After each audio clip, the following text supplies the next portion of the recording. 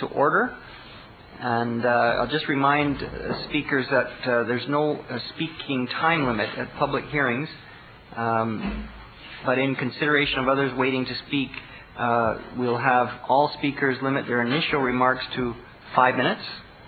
If you require additional time for your comments, please request your name be placed at the bottom of the speakers list at the time you are finished speaking, and you will then be given an opportunity to complete your comments in 5-minute increments after all other registered speakers on the item have been heard.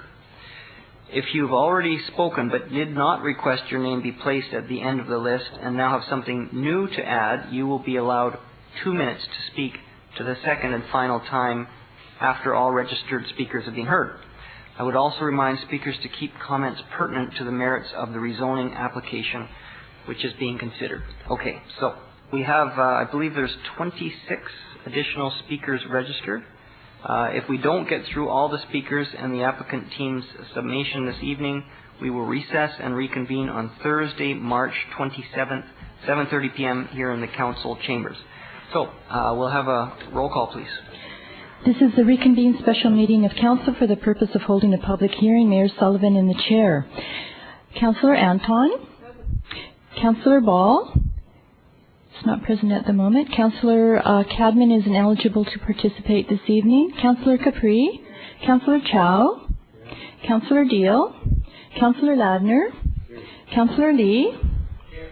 Councillors Louis and Stevenson are both ineligible to participate this evening. You do have a quorum, Mr. Mayor. Okay, so this is reconvening from a recessed meeting, so we are still in Committee of the Whole. Madam Clerk, you've read the application. Maybe you should read it again and read any additional correspondence into the record.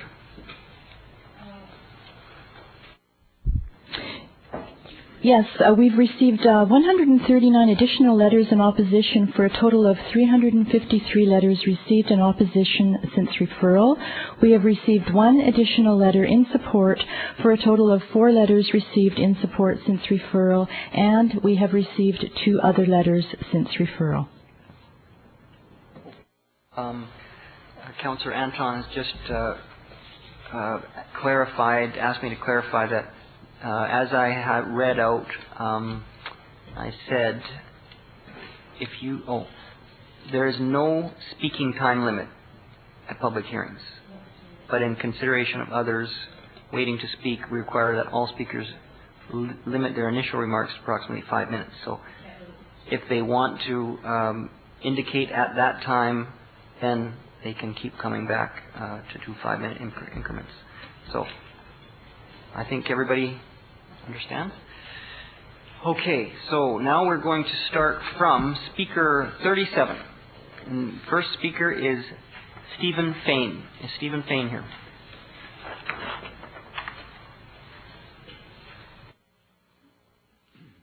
Is that what you have?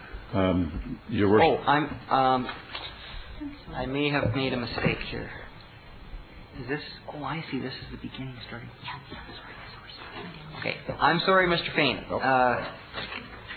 You're speaker 37. Sorry to tell you that. Oh, actually, I'm starting from speaker 34. That's right. Okay. So we'll start with Ruth Hamilton. Mr. Fain, you still may get your chance. Is Ruth Hamilton here? No. Charles Hamilton. Sheila DeYoung. Mr. Fain. Come on down. Sorry about that. I trust you won't lop the first few moments off my 5-minute allotment. Your worship, councillors, neighbours, my name is Stephen Fain. I'm a retired chartered accountant and businessman. My wife and I were born and raised in Vancouver and have lived in First Shaughnessy for the past 15 years. For the past 9, which seems like a long time, we've been restoring a 100-year-old house at 1238 Tecumseh. We undertook this project with a view to preserving a home and a building in a very special part of the city. When we bought the home and started the project, we understood the rules and regulations that we faced, and at some added expense worked with them. We accepted at that time that the rules were designed to protect the existing inhabitants, help preserve the space for the city, and provide guidance on what could and could not be done on our property. I believe that these rules were an important principle to us. I'd like to comment on three aspects of this proposal. Though some of what I might say is repetitive or the points may be, they are important issues to me. They are the transitional housing argument, the financial implications of the project, and the transparency and adequacy of the public process. I understand that things change, and in my view, the changes being proposed for this application are dramatic, precedent-setting, and could well do harm to this community and the public good. Some have argued that this change is inevitable and that we need this land and changes in zoning of housing of this type in face of changing demographics, more particularly for those current residents of First Shaughnessy looking to downsize. There are abundant opportunities that currently exist for residents to remain in the area later in life. These include opportunities like the Kingswood, Highcroft Towers, the new apartment developments north of 16th, and infills that currently exist or could be built under existing and well thought out rules. On the financial implications side, others have spoken of the financial constructs of this development, given the trade-offs perceived to be required to achieve a multitude of conflicting objectives. If one accepts that a trade-off is necessary, the amount of the required incentives still appears debatable. The financial incentives for the project compared to other recent projects appear significantly different. With respect to the Greencroft project and the comments asked for at the last meeting, I received the memo this evening and have had a limited opportunity to review it, but there still, in my mind, is some ambiguity. And I think Greg Mose is going to speak later more specifically about the Greencroft project. But in summary, on the financial side, the metrics don't seem clear to me, and they're not transparent enough that those who are in opposition to the proposal have been able to clearly determine what the rules are. And I think this is not right. Lastly, the transparency and adequacy of the public process. Much has been said of the notification process. I personally believe that there should have been multiple direct opportunities for First Shaughnessy residents to engage in the process, and the open house that was held should have been more broadly advertised within the community to ensure that people were aware of their opportunity to participate. There's some question in my mind that whether the city has followed the published best practices for consultation included on their website. As has been noted many times, more than 90% of respondents, regardless of the vehicle for indicating their view, have been opposed to the project. Many of the reasons given were well-reasoned and heartfelt. This provides compelling evidence to me that a greater involvement by the community in the process was warranted and is warranted still. In summary, I accept and acknowledge that everyone in the room has a genuine passion for the city. If we were to evolve to a great city, we must take great care to make sure that we don't cause potentially destructive and irreversible changes. Given the above, I would ask, as a minimum, the following: that the design be reconsidered in conjunction with a properly constituted and briefed First Shaughnessy resident stakeholder group. And secondly, that council or city staff appoint an independent, unbiased, third-party quantity survey firm or financial consultant to be given a mandate to review the application and report to council that it is in the best interest of the stakeholders.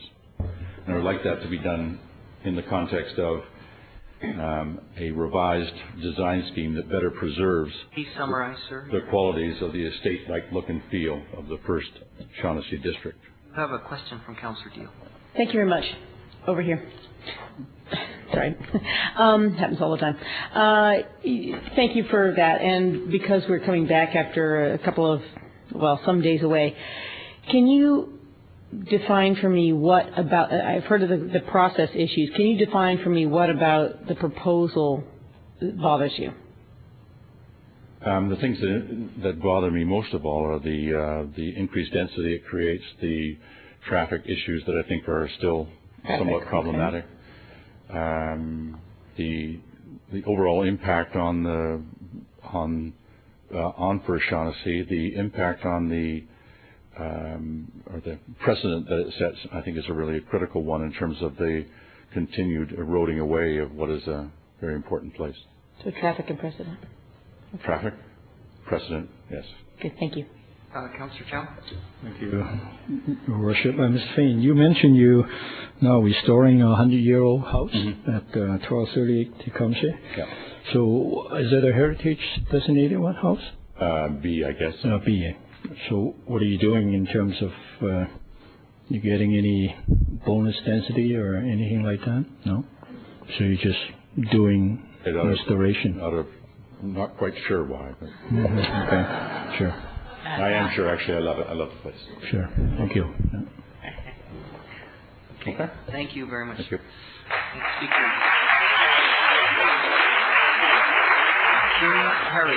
Jim Harriet.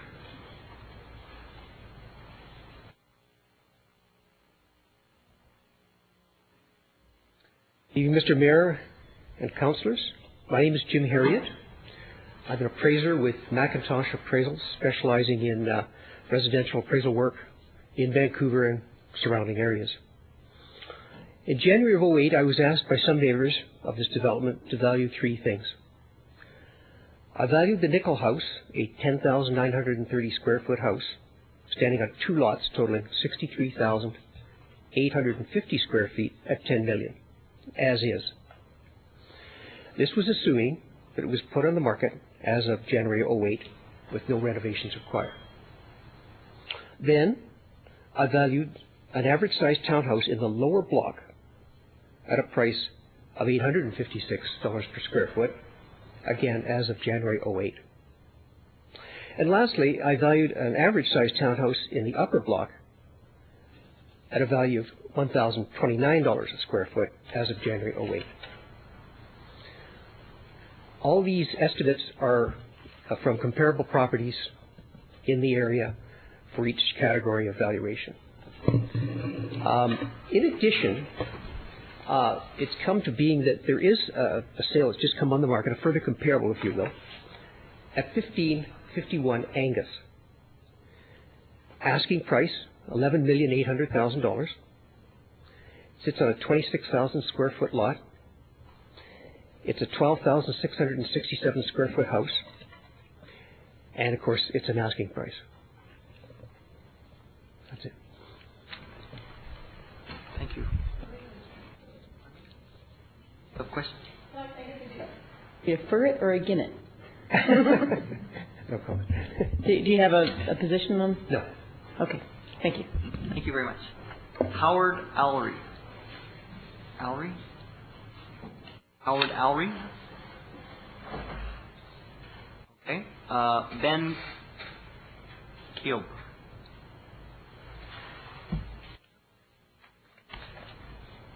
Ben Kiel. Oh, I think we have a taker.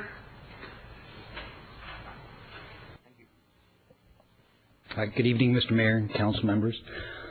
My name is Ben Kelb, and I've been, October 2nd of 94, I came out, actually I picked a fight with my parents in Toronto and came out to visit this place and haven't gone back since. I love this city. I've watched it grow, and I see when people come here, they don't want to leave, and it's kind of unlike any other city I've ever been to. I'm in favor of this. I think that I sell residential real estate in this city, and well, honestly, I've never met the developer. I'm aware of the architect. I've seen his work, and I think that we're not talking about some pink stucco unattractive building here. You're talking, from my perspective, as some of the best work that this city has done by Formworks. In the event that there is going to be a development, these are probably the people that I'd like to see do it, that at least add some more character to the city, and not just your basic glass and concrete building. The reason I'm mainly in favor of this is my parents, who are in Toronto, but they're 72 2 and 70 respectively. We grew up in an area called the Kingsway, and I too came from like a 4-story home, a very nice home. There was 3 kids, all 3 had finished university. They didn't need the house, but they loved the neighborhood. They had been there for like 40 years. What do? If they want something to downsize, they're usually forced to leave the neighborhood. There was a development that came up, and I was always against, multifamily dwelling, doing something like this originally until my parents had that need. And we all wanted them to stay in the neighborhood as kids because all their friends were there. A really elegant, 3, like a townhouse with 3 units, big pillars, and everything was created on something similar to this. And honestly, they're thrilled. They love it. Their friends are 2 doors down. They got to maintain their lifestyle without all the headaches of, a big property and all that. This is something that I see from a real estate perspective, and that's why I disclose that, is like there are a lot of people turning 55 right now, and people approach me and asking for housing, something that's nice, something that's high quality, something that allows them to stay in the same neighborhood. And right now, I don't see a lot of alternative in Shaughnessy or in the area. I mean, you can go up to Kerrisdale, or it's a little more congested north of 16th. When I do see development, what I do like to see is that I don't want it. I want to maintain Shaughnessy like everybody else. I hear the residents, and I hear them. I think development is inevitable, but if we are going to do something, let's make it nice, complimentary, not invasive. I think a lot of things have been factored in, such as architecture, parking, the proximity to. At 16th and Grail, we've got the apartment building across the street, the Women's Club. So to me, I don't see it as like going to the middle of Shaughnessy and let's tear down the house and build a bunch of townhouses. We're talking about kind of a busier intersection with commercial around it. To me, that's the most natural lot. Would I be in favor for this property? Yes. Would I be in favor for any property? No. But for this one, and for what I see clients asking for, something like this, I see this as like, I see as the city screaming for something like this. And I think that what people are going to find in the next couple of years, there's a lot of people turning 55 that want to sell their houses and get something like that. And there's not a lot out here. And for that reason, I'm in favor of this development. Thank you. Thank you very much. Oh, Your Worship. Question. Councillor Chow. So you live in the area too, for Shaughnessy? No, I don't. No. I'm at 10th in Quebec, 2606 Quebec. Oh, okay, sure. So you mentioned about this kind of development. So how do you see eventually? Do you see townhouses being built all the way along Granville from 16th to 25th on both sides of First Shaughnessy? Maybe a long term, but I think usually from the development I've seen, you look at like Oak Street or Broadway, it's usually the busier streets first. I do want to keep First Shaughnessy as First Shaughnessy, but if there is going to be development and there's a demand and people really want to stay in the neighborhood, then yeah, I would probably say you take the busier streets and then try to preserve the majority of it. I think it makes sense. Okay, thanks. Okay. Thank you. Next speaker, Charles Bonham. Oh, Charles Bonham. William Bronstein. Followed by Robert Angus.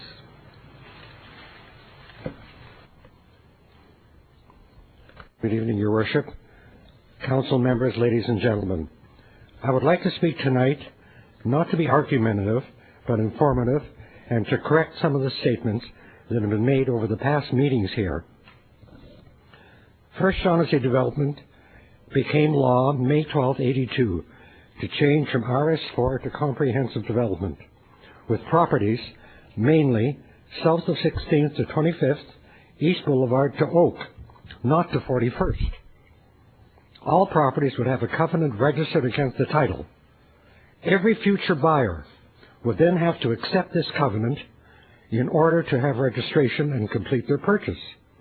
This makes the buyer aware of the potential that exists for redevelopment of the area in order to assist against the demolition of pre-1940 properties.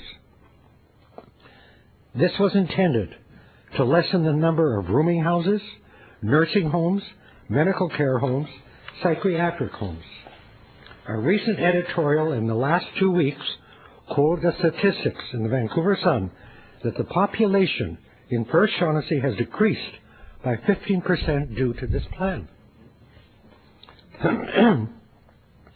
In the late 1960s, H.A. Roberts was the consultant and planner for the Anglican Diocese of Coppell.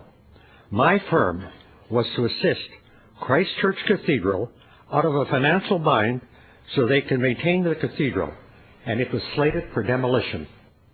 After many years of meetings and shelved proposals, we, Archbishop Driscoll, architect Jeff Massey, and myself in collaboration, sold the air rights and the excess FSR to a development company, which enabled Christ Church Cathedral to maintain its present location and to renovate the cathedral and obtain a trust fund.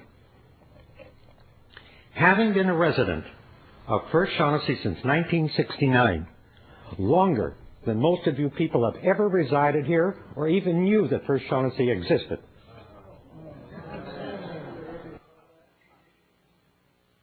The Christ Church Cathedral plan should also work for First Shaughnessy.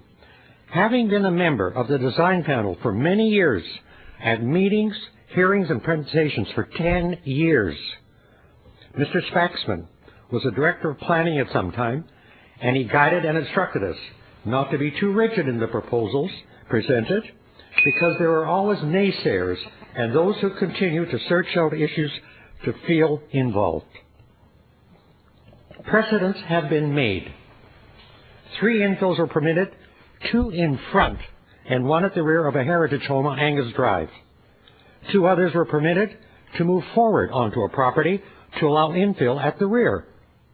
Another is a subdivision of a lot 2 west of the webmaster's home. This was because the widow could not afford to stay in the home and she wanted to remain there until her last days. She had financial difficulties. We permitted it, and so did the planning committee of the city of Vancouver. Foxwood, another adjacent property to the subject site, has been amalgamated with another property to form one lot. I worked with the Government of Canada to locate the PRC embassy and consulate, and we removed 21 tenants from rooming houses. Then the Salvation Army asked me to help them to relocate Booth House, a home for 26 battered women on Wolfe Avenue. Then a very large nursing home, Glen Bray, famous. Today is the Canuck Hospice. I worked on that and relocated most of the patients in that, 40 beds, and we obtained the Rose Garden. Rosemary, a nun's hospice on Selkirk, relocated and subdivided. Osler House, a neurological property, relocated. The Senecals on Hudson, an unwed mother's home, 60 beds. Greencroft, my home, was to be demolished as it was vandalized, but I found a developer, Mr. Tom Brown, who developed it as a wonderful duplex and 2 infill homes and underground parking. And he received a very gracious land transfer from the city of Vancouver for doing so. When living adjacent to the subject site, my outdoor furniture, carvings, etc. were removed and police relocated them in the no man's land, the 2 lots at 16th and Granville. The property has been occupied for years by drifters, ladies of the evening, druggies, and they had constructed tents and fire pots there. When I downsized to Marple Avenue, I had 3 break-ins from the same occupiers of no man's land and lost my 2 dogs, and my neighbor, the Japanese consulate, lost their poodle. Sir, you're over time now. Would you like to put your name at the end of the list and you can... Most definitely. Okay. Thank you. We'll keep your name for the end of the list. Thank you. Robert Angus. Robert Angus? Are you Robert Angus? Yes. Okay. Thank you. Good evening, Your Worship and Council. My name's Robert Angus. I'm a professional engineer, and I live in First Shaughnessy.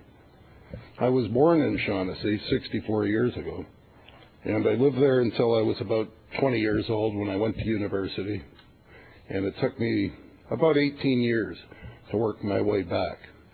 Shaughnessy is a very, very special place to me and to all of my neighbors that live there.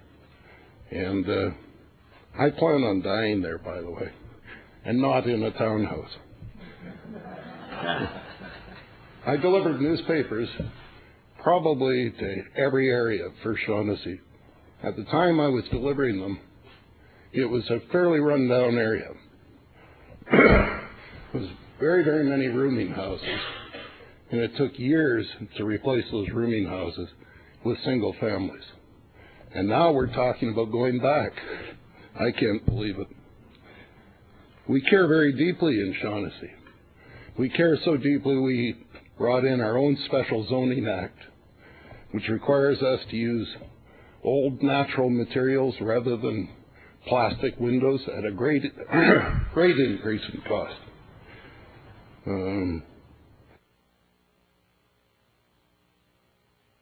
I think I want to point out that all of us who live in First Shaughnessy are merely caretakers for the property. We're all going to die. We're all going to turn them over to someone else. But we care very deeply that the boundaries are respected. You can't start eroding at the edges without stopping the erosion. It will continue. If anyone had suggested that we should build townhouses on the edge of Stanley Park in an area that isn't being highly used at this point in time, the city would go crazy. I feel exactly the same way about First Shaughnessy. It is our responsibility as owners to take care of the area, to maintain its heritage, and to plan on turning it over to the next generation to hopefully care for it as well as we did. In this case,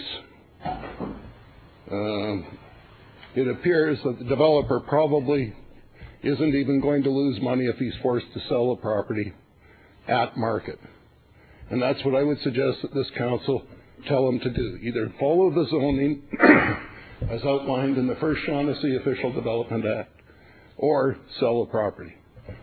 And I'm going to suggest as your argument that you say to the developer the same thing that the Supreme Court said to the CPR. That was, I guess, maybe a fairly brave counsel it took on the CPR. Took them all the way to the Supreme Court to prove their right to set zoning and require developers to follow it. The conclusion of the Supreme Court was, while one may sympathize with the CPR's position, none of its arguments withstand scrutiny. The city did not exceed the powers granted to it by the Vancouver Charter. Neither the Vancouver Charter nor principles of common law require it to compensate CPR for the ODP bylaws or effects on its land. Finally, the city's conduct in enacting this bylaw has complied with the requirements of fair process. I would therefore dismiss this appeal with cause. I think the council should do the same thing with this project. Thank you.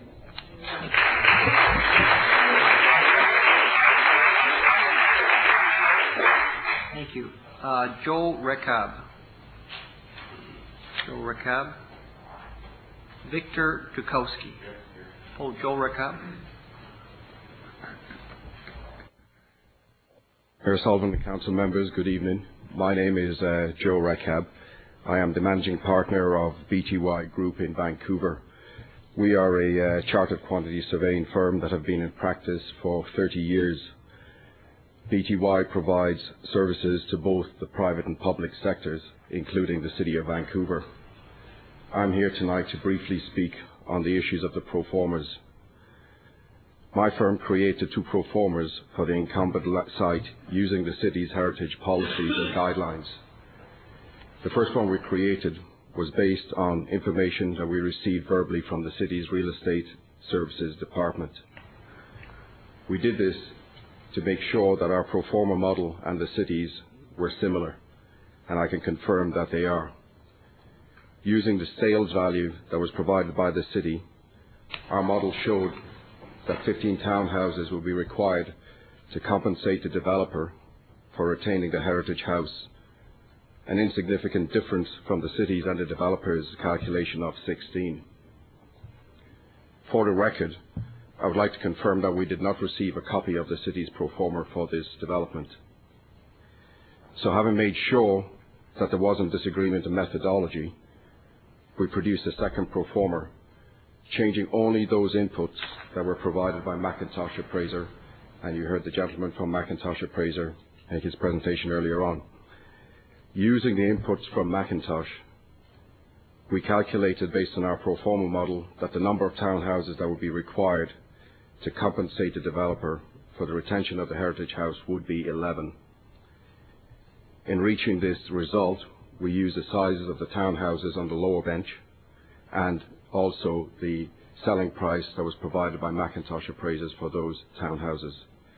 In summary, based on the values that McIntosh had provided, we believe that our pro forma analysis indicates that the number of townhouses required to compensate the developer for heritage retention would be 11. That is my presentation. Thank you. Councillor Anton? Thank you very much. So just to be clear, when you calculated it yourself, you got to 15. Correct. An insignificant difference. Which is not much different than 16. Yeah, the city came up with 16. And you did that based on, one of your areas of expertise is property valuations, I think, is it not? No. We are quantity surveyors, chartered quantity surveyors, so our area of expertise is in construction costs and pro forma analysis that we normally provide to financial institutions that fund developments. So but how did you get, sorry, well, whose numbers were you using to get to the 15 then? We basically created the pro forma using the guidelines that are outlined in the city's policy, and we did that so that because we didn't have the city's pro forma, we tried to create a pro forma that would give us a result which was similar to the numbers that the city had calculated, i.e. 16 townhouses. Using the formulas that we were provided and the inputs that we were provided from city officials, we came up with 15, a difference of 1. So which meant that the structure of our pro forma was in line. Was in line? Yes. But then you plugged in some different numbers. Correct. From Mr. Kilb. Or from Mr. I believe it's... Mr. Harriet. Mr. Harriet. Sorry, I'm mixing up the names. Mr. Harriet. Yeah. And the differences were, if I may, on the valuation of the sales prices for the townhouses on the lower bench, the city has used a number of $826, I believe, per square foot for the sales. McIntosh Appraisals have come up with a value of about $856 a square foot for the lower bench. And on the top bench, their valuation is approximately $1,029, I believe, versus the city's $829 or $826. Perhaps I can just turn to our staff for a moment, if I might. Mr. Flanagan is here. Mr. Flanagan, can you help us here with what your calculation is and the alternate versions? Absolutely. Thank you. And I first want to say it's been a pleasure to have BTY as part of this public discussion. They are an incredibly reputable firm. We use them ourselves on our projects. I know they do a lot of work in the development community, and their input has actually absolutely been welcome in this process. What we did is we sat down and met with the group pursuant to the council's instructions to do that, shared our assumptions that went into the pro forma. We use a range of values, and we run a sensitivity analysis to feel comfortable with an order of magnitude conclusion on what the real estate outcome should be. We shared those assumptions with BTY and Mr. Spaxon's group. Then they went away and ran their own pro forma, and the first pro forma they ran using the numbers that real estate had shared with them. And you've heard Mr. Recab say that those conclusions would warrant 15 townhouses as opposed to the 16. Upon advice of their client, I believe, they've changed the assumptions in the pro forma. The pro forma is a model, and it's only as good as the assumptions that go into the model. So by increasing sales revenue, Mr. Recab is absolutely right. That would lead to a higher return to the developer and therefore less requirement for financial compensation, which would drive the number of townhouses down. We disagree with BTY's analysis in two areas. One is the return on land assumption.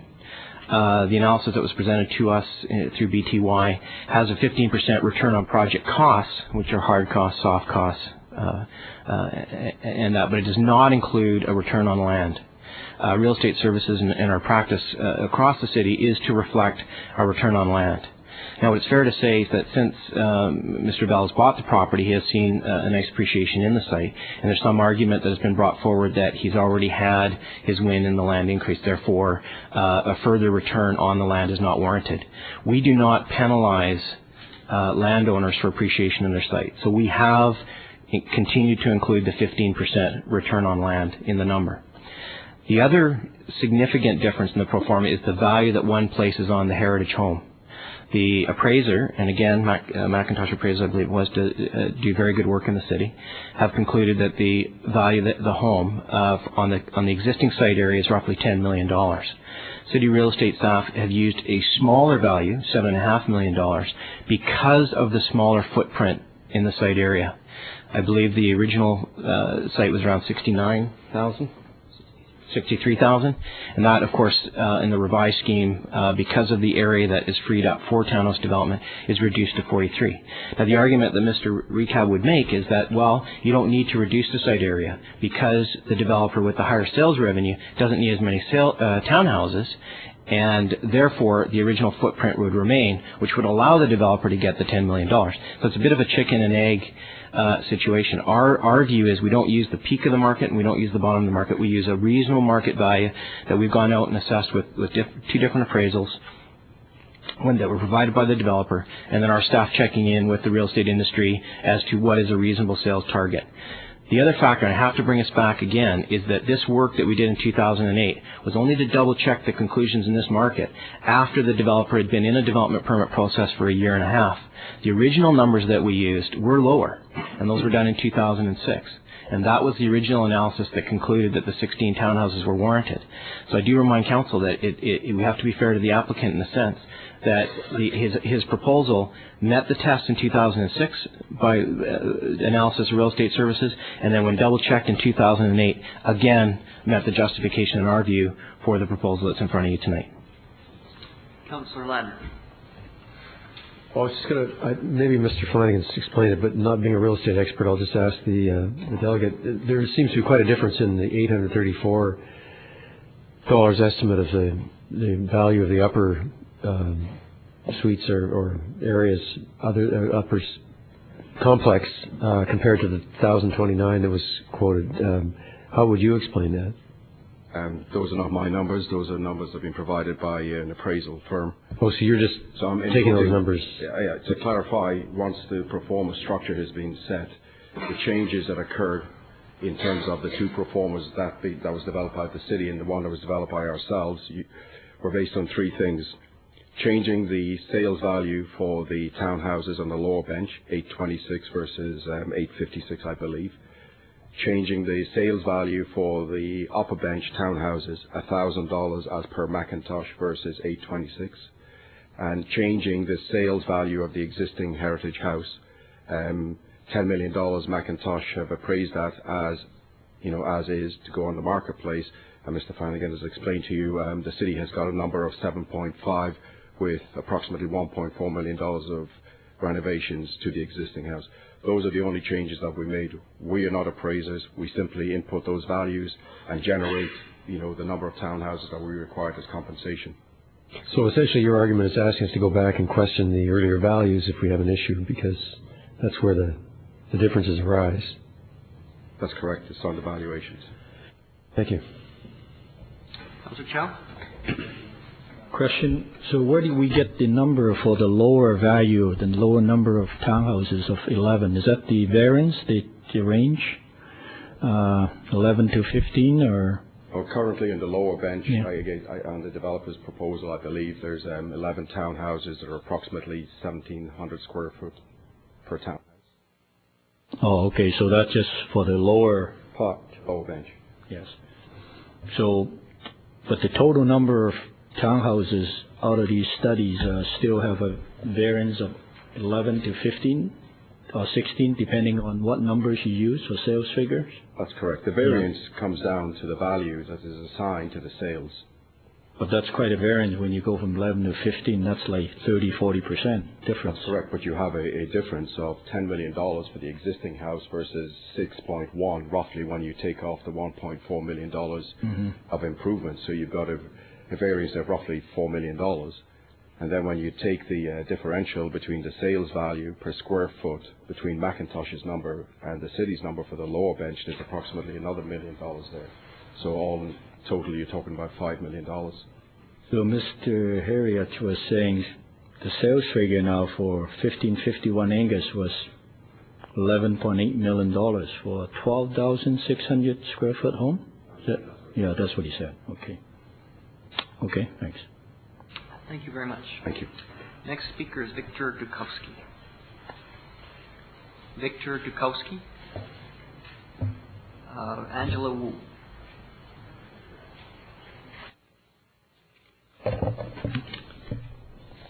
Your Worship, City Councillors, ladies and gentlemen, I have lived in First Shaughnessy for 22 years.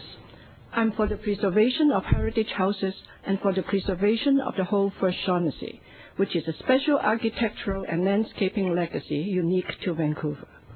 The Nicholl House and the entire First Shaughnessy deserves to be preserved for the present and for the future generations.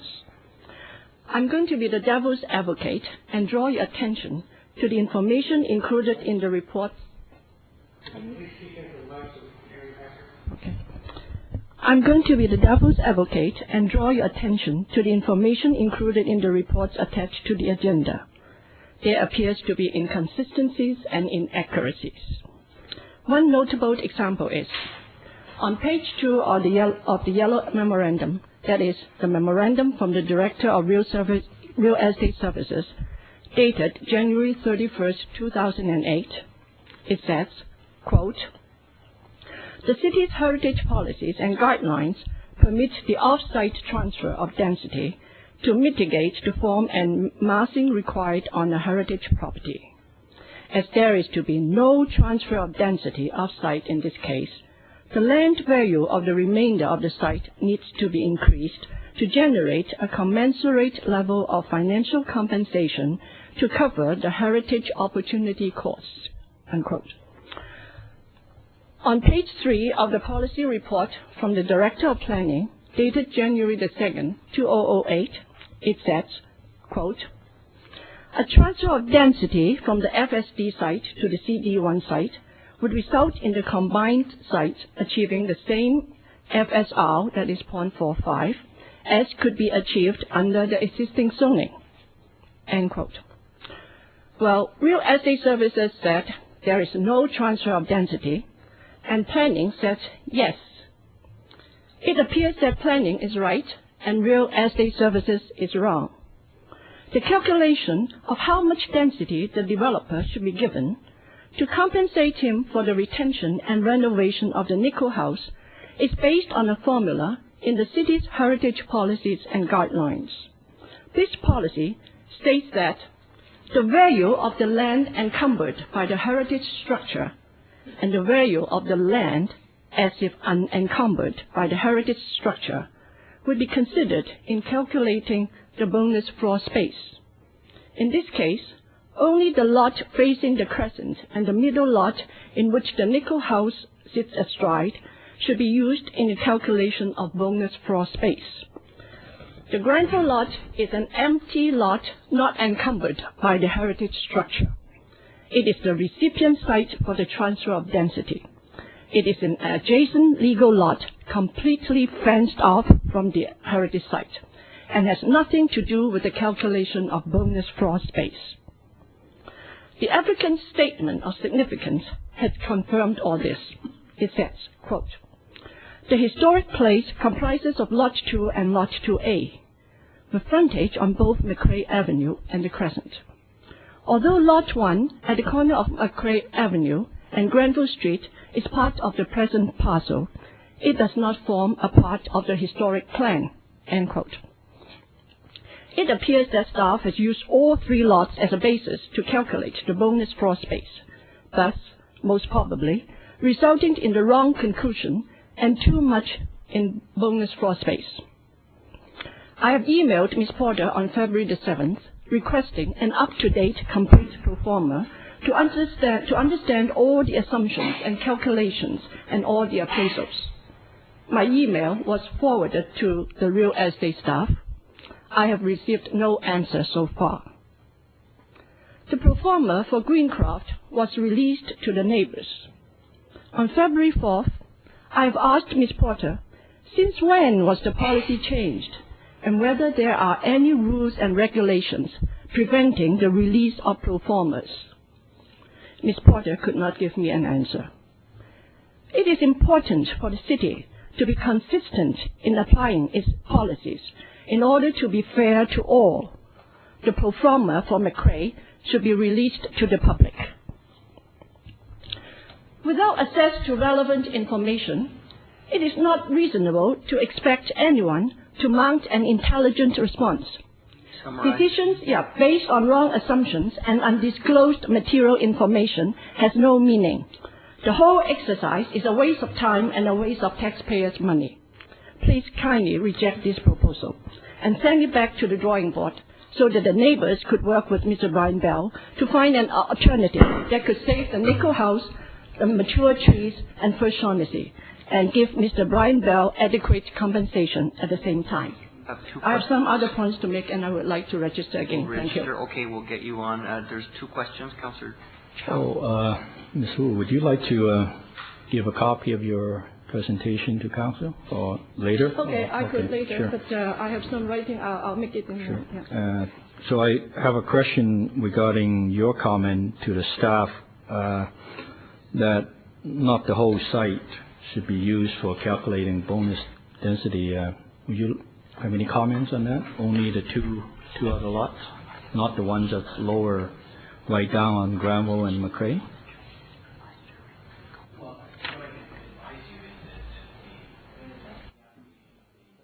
Mic on? Yes. What I can advise you is the application of the city's heritage guidelines and use of the tool has been appropriately used in this case, and the analysis is sound from my perspective. I appreciate the delegate's position that she's not happy with the way that the formula works, but that's the way it works. No, that's not the way it works. But does it work on the whole site, or does it work on the just where the heritage site is right now? I mean, right now there are what? How many lots? 3 lots or 2 lots? There's 3 lots altogether, Yeah. Mm-hmm. and we've calculated what the encumbered value is and how that value is made up to the developer in the form of development that manifests on the balance of the site. There isn't bonus density being created here. The overall 3 sites, this is the assessment staff undertook. There's 3 sites, each of which can attain 0.45 FSR, or as a whole, the 3 sites can have 0.45 FSR. What this application represents is a shifting, a downzoning of the upper site and an upzoning, if you will, of the lower half of the site, so that overall it still maintains 0.45 FSR, and it's a shift of density from one part of the site to another, which is why in Ms. Wu's presentation she talked about the discrepancy between planning staff and real estate staff in describing the transfer of density. I think the real estate memo was describing a transfer of density off-site to a completely different site, perhaps out of First Shaughnessy or in another part of First Shaughnessy. The planning department is using transfer of density simply to describe the shift, and it is technically from one site to another because these are 3 different legal lots. So it is a transfer of density from the upper part of the 3 sites to the lower part of the 3 sites. Okay, thanks. Councillor Capri? Okay, thank you very much. We'll put your name for the next round. David Kwan. David Kwan? David Kwan, no. Jake Kerr. Good evening, Your Worship, Councillors. My name is Jake Kerr, and I'm pleased to come in front of you for once in my life not begging for money for baseball. I am a lifelong Vancouver resident. I've lived in Shaughnessy on occasion. My wife and I are the most directly affected neighbors from this development. We have for 2.5 years been developing the Heritage House at 1389 the Crescent, which is literally across the street and next door to the Nickel House. So we obviously have a very personal interest in the outcome in this hearing. From our standpoint, if you actually take the trouble to go up and stand on the Crescent, it will be obvious to you that the worst possible outcome would be the destruction of the Nickel House. It would, you talk about precedent and things simply going wrong. The Crescent is one of those unique areas in Vancouver that is just about as it always was. People have taken great trouble to renew and renovate the homes that are there, and certainly from our standpoint it would be a tremendous shame, not only because we happen to be the next door neighbors, but because we think that for anyone who visits or walks in that area or lives there, it really is a unique part of Vancouver. We think that city staff has worked diligently to analyze the issue, and in general, while you can sit around all night and talk about numbers and worry about whether the developer, who by the way I don't know, is going to make $12 or $24, our analysis, and we've had some professionals look at it, say that city staff has done as good a job as you could expect, and we believe they've behaved in a very professional fashion. Personally, maybe because I've been around politics a long time in various roles, I would hope there might be a compromise available here. I would hope that the developer might think that perhaps if the 5 townhouses immediately to the west of the main house were eliminated from the proposition, and this goes to what the councillor was talking about, do with it, whether this is 16 or 11 townhouses. Personally, I would love to see less townhouses. It would seem to make sense to me that those 5 might be surplus, because I believe from the work we've done that the economic outcome would still be reasonable for the developer. I have no idea whether that's okay with him or whether you'd consider that, but I personally think a compromise that left the Nickel House where it is what needs to happen here. While I appreciate very much the efforts of my neighbors and the Vote McRae group, I'm not at all impressed with the statistical reliability of website polls or maps that show 953 people voted against this and only 4 were for it. Frankly, I feel that the interests of the city and that those neighbors who are most directly affected might be taken into account to a greater degree than those who simply, as on many issues, take the "this is a terrible precedent, the sky is falling," or "not in my backyard, you can't do this." So I guess bottom line, I believe that this is a perfect situation for a compromise, but I certainly believe the retention of the Nickel House is first and foremost. Thank you. Thank you.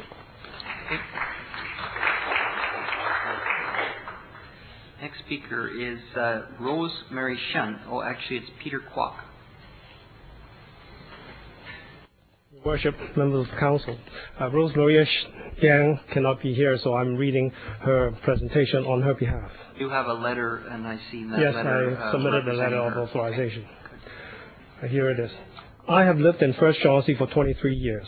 I would like to comment on some of the implications of this proposal. There are over 80 houses in First Shaughnessy that are on the Vancouver Heritage Register, and the city's heritage policies and guidelines are for protecting these houses that are on the Vancouver Heritage Inventory. And you see on the map, all those that are shaded in red are the ones on the Vancouver Heritage Inventory. These include A buildings, B buildings, and C buildings. Approving this development will open a Pandora's box.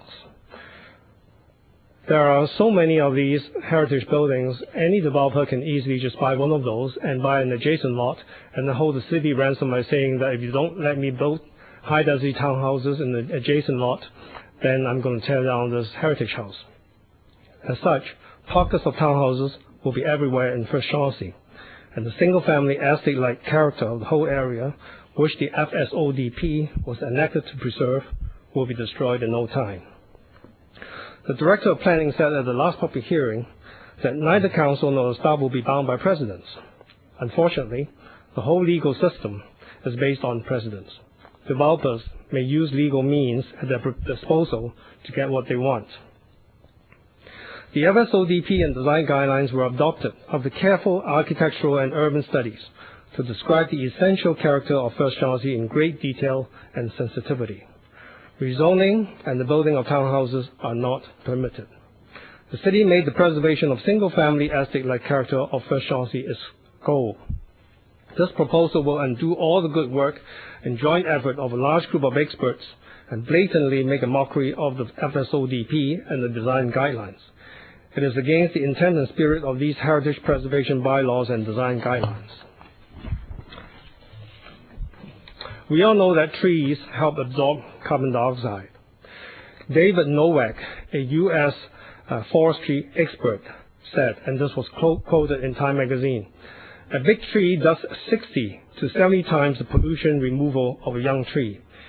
Even though a lot of the trees that will be taken down with this development will be replaced by new trees, it will take a long, long time before these new trees will grow to a size to absorb the same amount of carbon dioxide as the existing trees do.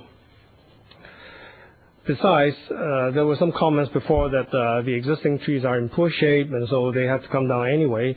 But actually, according to the July 19th Arborist report, July 19th, 2007, only 5 trees have a rating of 5 and are in poor health, and therefore those are the ones that really need to be replaced. But this development proposed to remove 96 trees.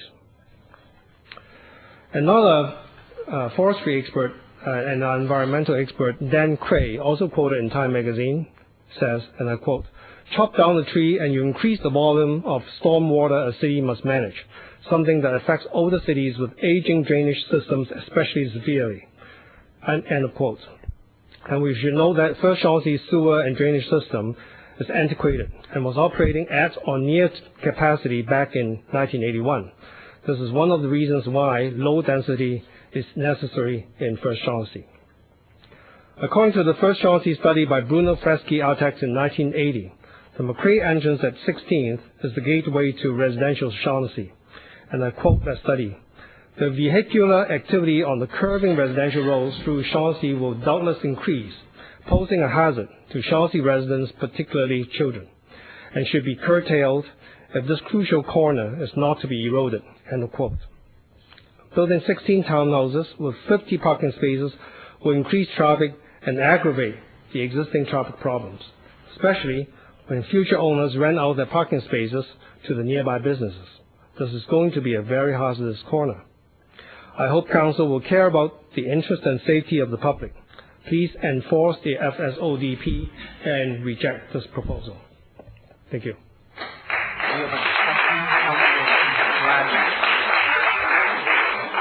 A couple of questions for staff. Is it possible for somebody to rent out a residential parking space to a commercial customer? Are people free to do what they want with those parking spaces?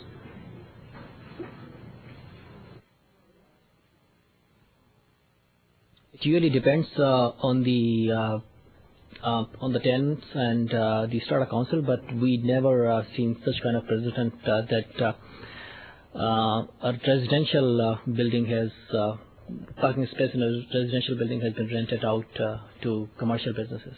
We've never seen such kind of thing. Except around Hastings Park somewhere. Let me ask the planner. I think that the point that Mr. Kwok raises is one of the strongest against this proposal, that somebody could go and do this same gambit somewhere else in Shaughnessy.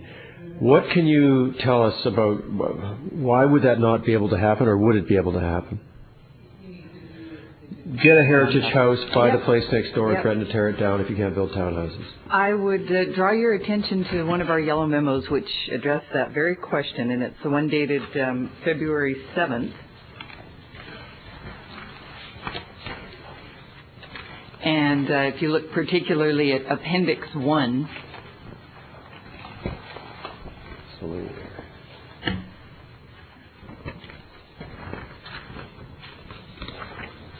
Okay. So what Appendix 1 shows is we were asked this question, I believe, at the was it the first? Well, no, it wouldn't have been because the first one was February 4th. It has come up At before. referral, I believe, we were asked the same question. What would be the likelihood that this idea of buying up a heritage house and then the lot next door would catch on? So we did an assessment trying to compare apples to apples and looked just at the Heritage A buildings, because that's what this is, so again, you might extrapolate looking at B's and C's, but for the Heritage A buildings, what we did is mapped all of the Heritage A buildings in First Shaughnessy, and you'll see the ones that currently are designated are starred, and the ones that, and the rest of them are undesignated. So they all appear on the Vancouver Heritage Register, but only those that have legal protection are indicated by a star. And what this analysis is intended to show is that if you look at the conditions that exist on this site, which is a Heritage A building, with the developable part of the property, on arterial streets near shopping districts, which would be the criteria that we've used to assess this. With the exception of the dark colored circles, the other sites, the other Heritage A sites in Shaughnessy don't meet those characteristics. So what our assessment is, there really is not another site in First Shaughnessy that has the combination of characteristics that drove staff to recommend approval here, because so many of council policies are supported around this site. It has to do with the locational criteria. It has to do simply with the fact that the Heritage A building is up on the crescent with the developable part of the site down on the arterials. If you look at even those other darkly colored dots, the heritage piece on both of the dark dots on the east side of Granville, the heritage building, which would have to be retained in order for the compensation to occur, is actually on the arterial. And it would be highly unlikely that we would be looking at putting townhouses, even if they were to buy up the adjacent lot, tear down the perfectly good house that's there, if the economics made sense to do that, you wouldn't have a situation where the townhouses would end up on the arterial portion of the street. So again, I don't think you'd have the same combination of factors that you have here. Councillor, if I might just add briefly, and Madam Clerk can't turn on my microphone, I think, while she's up. Oh, there it is. It's actually an issue that I think Council may have to wrestle with in the future, because as we pointed out to you in previous meetings, one of the primary goals of the First Shaughnessy ODP is to preserve heritage. And in fact, this analysis, when looked at with the other lens, suggests we're going to have a very hard time meeting that objective, because there are so few, if not any, additional sites where those rather special characteristics exist. There is not going to be an ability on behalf of staff to create an economic incentive to preserve the heritage building. And if Council continues to take that goal of the original 1982 ODP seriously, given the change in land economics that has occurred between 1982 and now, it would require a reconsideration of our tools. I suspect we will probably be in this chamber looking at scenarios where the heritage building is threatened, or perhaps not even having the opportunity to have this discussion far more often than we will have the kind of discussion that we've had on this site. This site is a rare, if not the only, opportunity to frankly do what we've been able to do to preserve the heritage building. Thank you. I think it's the price of having these meetings spread over a number of nights. I'm recalling this map now, and we did have some version of this discussion earlier, but I take your conclusion that it's bad news for the heritage people, what we're seeing here, but good news for the people who are concerned that this is a precedent, and that you are stating quite emphatically that this is not a somewhat unique, but a unique situation in Shaughnessy, based on the data you provided. And again, as I've stated in the past, Council, even if it were not unique, even if there were additional sites, I'll say again, Council is not bound by precedent. The last speaker is correct that legal proceedings are generally used precedents. Council, of course, you know this is not a legal proceeding, and you are not a court. Thank you. You don't have to be rational on our decision. Thank you for that. Next is Angela Wu.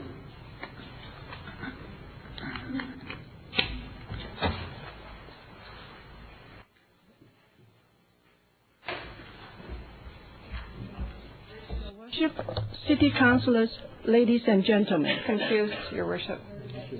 We had Ms. Wu a moment ago. No, I'm speaking on behalf of Mrs. Teresa Shen. If it's a letter, Your Worship, could we not just have the copy? Oh, no. What if someone writes a letter saying this person represents me? Apparently. Can we not, Your Worship, just get the copy of the letter? I mean, it doesn't need to be read out. We can read it. You might want to clarify this, but I'm told by the clerk that this is the proper procedure. If someone comes with a letter saying they're representing this person, then... I'm obviously perfectly willing to be stand corrected, but it has been our practice that letters, we just receive the letter because we can all read the letter. The letter just says this person will represent me. That has been the past practice, Councillor. However, we, in conversation with our legal department, have been advised that a representative of a person who registers can speak if they do, in fact, provide a written confirmation that they are being represented. I guess the difference, I don't mean to be argumentative, but if it's just reading, if it's somebody representing and actually presenting an argument, that's one thing. But if it's somebody just reading a letter, that's the second thing. And a letter simply is something we can read ourselves. So I guess that's where I'm questioning it. I know, okay. Can I just suggest that we should clarify this perhaps after this meeting for future meetings? The advice that I was given is that this is correct. So, all right. Okay. Thank you. But why don't we review that in the next meeting, please? Okay. Yeah, Your Worship, City Councilors, ladies and gentlemen. Mrs. Teresa Shen, who has lived on the Crescent for 12 years, has authorized me to speak on her behalf. I'm among one of the many volunteers who went around Shaughnessy to inform neighbors of the McRae project and to deliver flyers. Together, we have spent hundreds of hours going out in the cold, in the rain, and in the dark. As the city has sent only a limited number of notification letters to First Shaughnessy neighbors, and the rezoning requires the changing of the zoning bylaws known as the FSODP that governs the whole First Shaughnessy, all residents of First Shaughnessy have a right to know about this proposal. A neighbor has set up a website called votemcrae.com for Shaughnessy neighbors to express their opinion on the McRae project. According to the website, 89% of the people in Shaughnessy at large are against rezoning and would like to see all 3 lots remain in First Shaughnessy. 4% accept the developer's proposal as it stands, and 7% can accept rezoning of the lower western lot and no more. For the immediate neighbors of McRae that have not participated in the voting on the website, we went door to door to ask for their opinion. Combining the website and the personal calls, we are presenting the results to you in this map, and this is right here. The red dots are the opposition to the proposal. They are not only from immediate neighbors in First Shaughnessy, but also are from Highcroft Tower and Highcroft Center across the street from the Grenfell lot. These are the people most affected by the development as well. They constituted 94.09, that is, over 94% are opposed. Please note that they are not opposed to the development outright, but they want to ensure that this is responsible development. For me and many of my neighbors, responsible development requires the developer to ensure that the unique characteristics of the neighborhood where the development will take place are not compromised, and that as many mature trees as possible will be saved. It does not matter whether the development is in First Shaughnessy, Guesttown, or Chinatown. The principle applies equally to all areas. The yellow dots are the ones that are for the proposal. They constituted 3.45%. The blue dots are those that may accept rezoning with fewer units. They constituted only 2.46%. The neighbor who started the Vote McRae website is in this category. Amongst the opposed, the University Women's Club from across the street on McRae Avenue has 450 members. The Shaughnessy Heights Property Owners Association, known as SHAPOA, also has several hundred paid-up members. SHAPOA's membership is open to all property owners of Shaughnessy. It has represented Shaughnessy since 1939. SHAPOA is opposed to the rezoning, opposed to the subdivision, and opposed to the use of the HRA to undermine the FSODP and the first Shaughnessy design guidelines. It would like to see the preservation of the Nickel House on the heritage site and the development of its adjacent empty lot adhere strictly to the FSODP and the first Shaughnessy design guidelines, and that council heed the outcry of the residents of First Shaughnessy and of the community. Hundreds of people have written to the mayor and council. Only very few letters are for the proposal. Let's hope that people's voice will be heard and democracy will be respected. Thank you.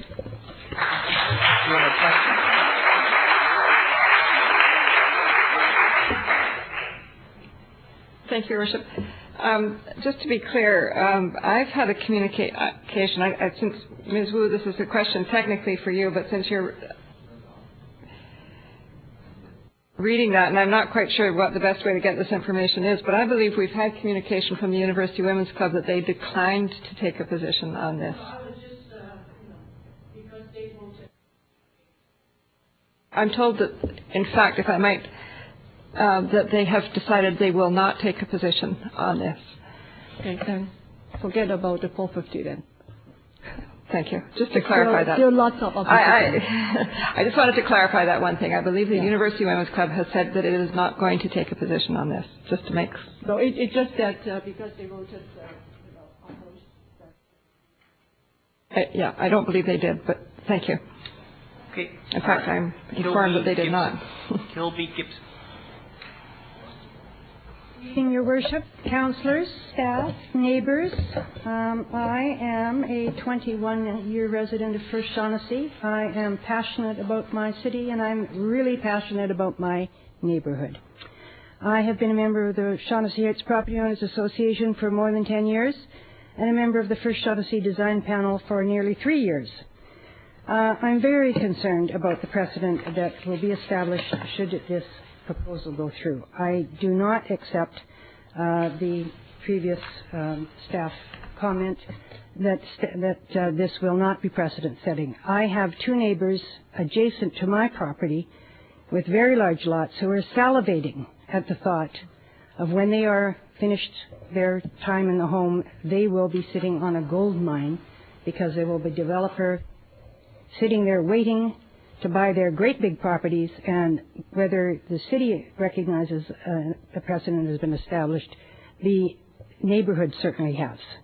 And whether they're an A house or a B house, if you're sitting on a great big lot and there's money to be made, then I think it's just folly to think that this will not see more of this.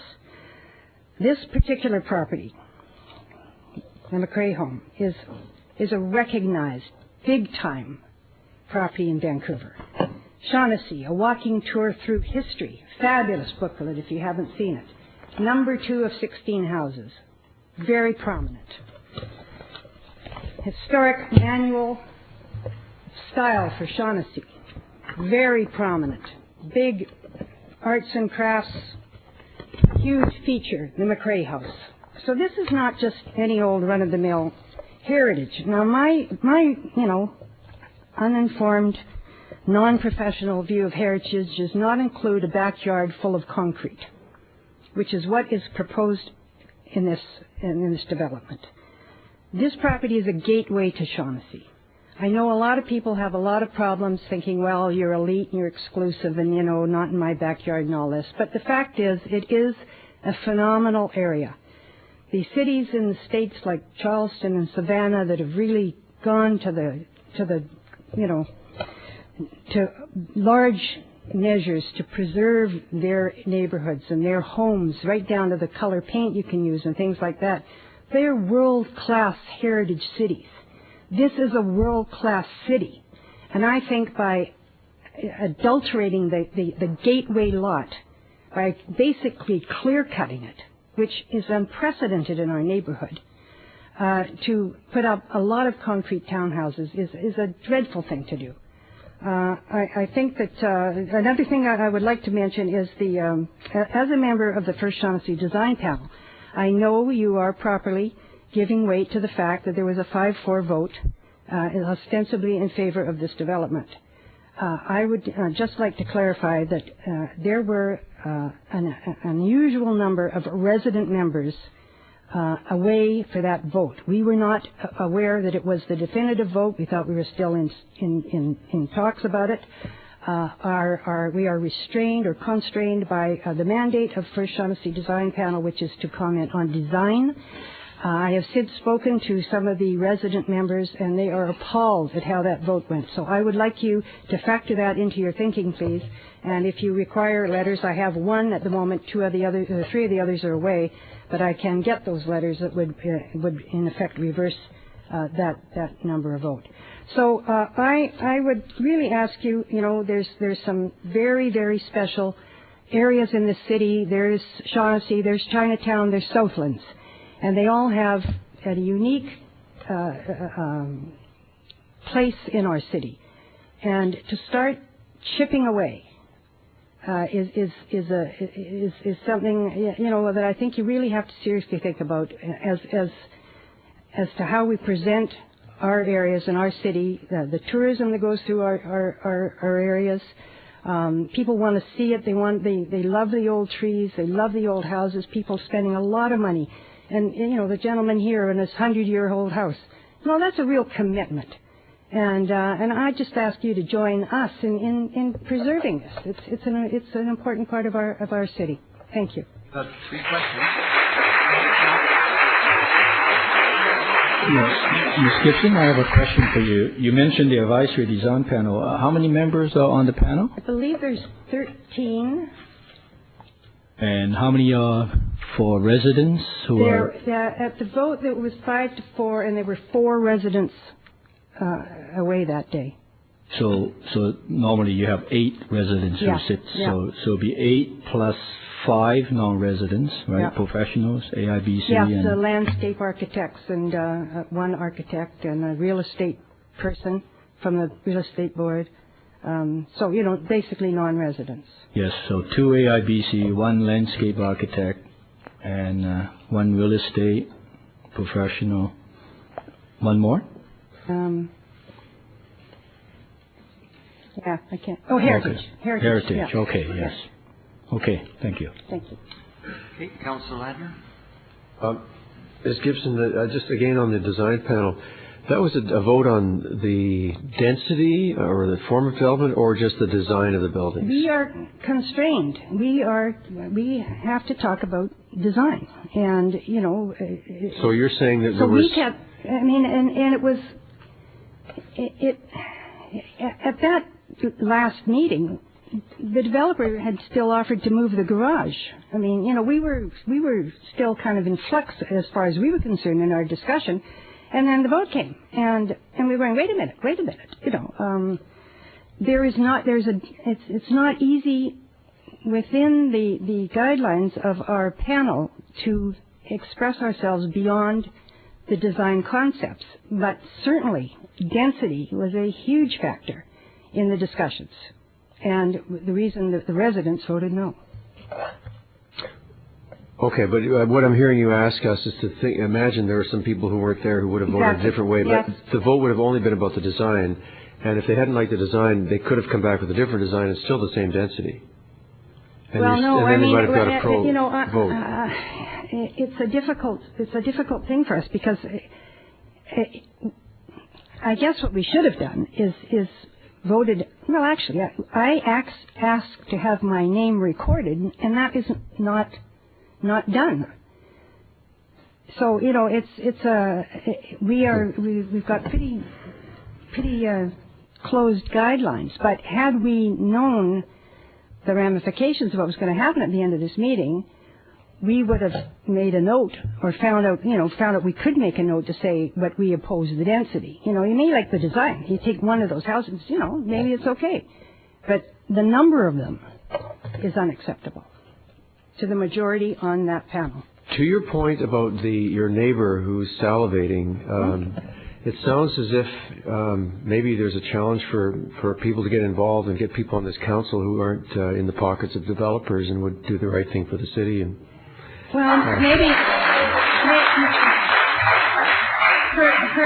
perhaps it's up to the city to discourage developers from poaching this land and blackmailing us into saying, well, here's this big piece of land and we're going to take that heritage down if you don't give us whatever we want. So, it's a two-way street. Thank you.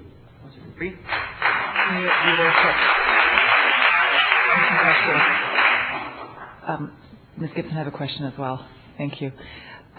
You spoke very passionately about the First Shaughnessy district, and I heard there being passionate language around the heritage preservation of the house, but also the landscape. And I'm wondering how you reconcile the fact that the applicant didn't need to come forward. Were he not seeking a rezoning, which wouldn't necessarily protect the Nickel House? I'm sorry. Well, so essentially, the proposal that's before us is a means of protecting and preserving the house, and no application to council is required. Were the applicant wanting to just take those 3 lots and build 3 big houses? Well, I think. And so I'm wondering how you reconcile. Well, personally, I'm starting to reconcile it with that. How much is one heritage house worth? What are we doing to the overall neighborhood if we adulterate a heritage house to the extent that is it really a heritage house anymore? What exactly are we saving? A heritage house with a little apron of land around it? A heritage house is an estate-like house with grounds. And the grounds are as important as the house. But if you're going to, put people up against the wall and say, what is it you want? I would prefer you take it down and put three single-family houses up there as opposed to 16 houses and the pretense that you're saving a heritage house.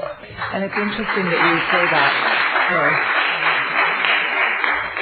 And it's interesting that you would say that. I'm not a heritage expert, and yet our Heritage Commission has spoken to the contrary. So it's just interesting to hear that. I also have a question to staff. We've heard a couple of speakers express a lot of discomfort around the precedent. Councillor Ladner teased out the answer a bit more. Is there, were council to consider supporting this application, is there some language that we could build in that would give stronger comfort around the fact that this is a once situation? Council, there's 2 principles, I would say, from a legal perspective. One is you're not bound by precedent, and 2, you're not allowed to fetter your own discretion.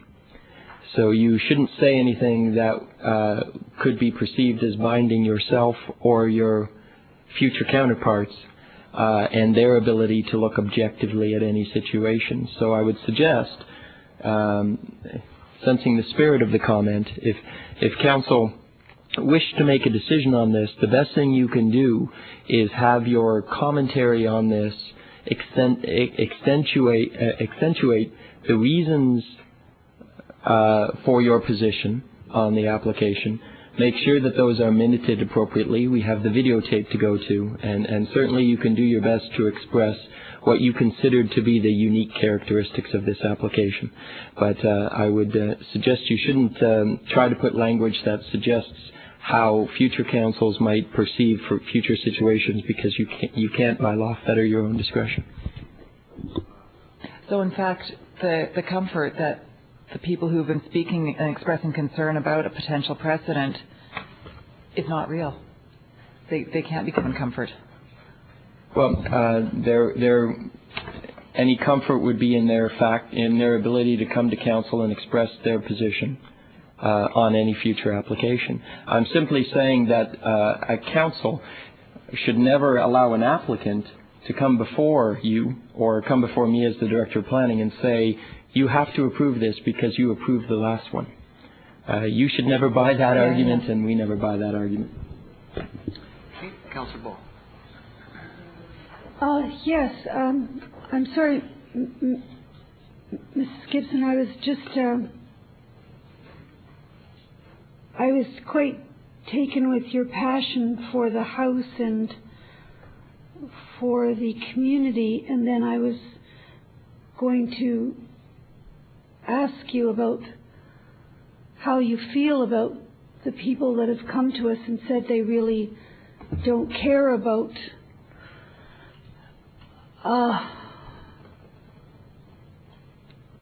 building, and they'd rather see 3 brand new houses built there than have it torn down. But then you said that, so now I'm not quite sure where to go because I believe in the beauty of the houses in Shaughnessy, but if it's not important that house remain there, and I can't quite reconcile those two statements. It's almost beyond this specific house. It's the my way or the highway attitude. It's that I've bought this property. I now have a whole bunch of staff who are now concerned about my financial interests and pro formas and all this stuff. I mean, I'm a realtor, you know, I could make comment on that. It doesn't matter to me. And, you know, this is a phenomenal home. It's in our neighborhood.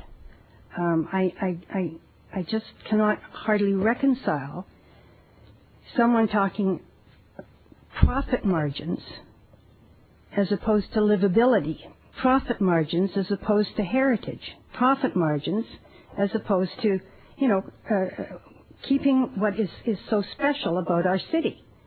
You know, who's taking our position? Who's talking about our point of view? So if we have to accept 16 townhouses to save a heritage house, I guess my question is it still a heritage house?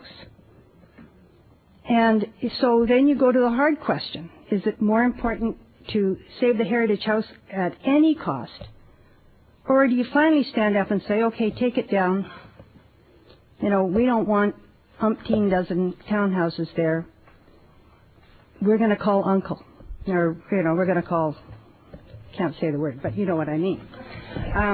And I'm getting to that point. I'm tired of being pushed against the wall every single time. I've been there for Greencroft. I've been there for Glenbrae. You know, and it's the same argument. And it's sort of anything goes as long as, you know, we pretend to save the heritage house. And I'm saying that there's way more to the house than just the building. I see.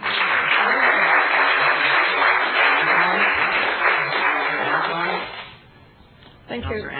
Your Worship, another question for you, Ms. Gibson, if I might. On the, sorry, Councillor Gill, would you like to say that out loud? Okay.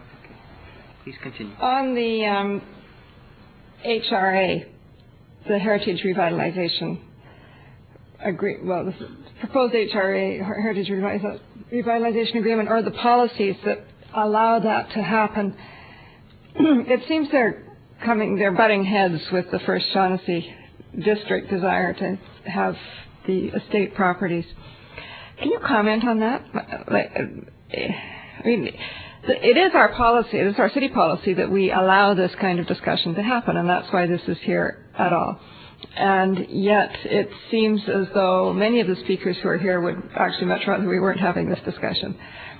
Well, an HRA... I don't mean to, that sounds a bit crass, but you see my point, that these two policies seem to be somewhat inconsistent with each other. But the regular neighbors, you know, people who just live there and pay their taxes and maintain their houses, they don't go looking for HRAs. It's nothing that benefits us. You know, we have a First Shaughnessy design plan. You know, I want to amend my garage so that I can park 2 normal-sized cars in it. It's a 1920 garage. You can't believe I had to hire an architect, and even then I got turned down. I mean, this is a little tiny thing. And HRA is just beyond the pale in how it usurps the FSDP. So then you start, factoring in bonus density rights and all kinds of things the average person doesn't even know about. And unless, you've got designs on properties or, you're selling and you're looking, how am I going to maximize my way out of the door here? How would the average person even know about these things? And we are always put in a reactive position. We have rules. We only cut down 1 tree per year, if you have to. This is a mass clearing. Anybody can hire, an arborist to say, oh yeah, that's a sick tree, that's an old tree. Well, all our forests in BC are old trees. Try doing that.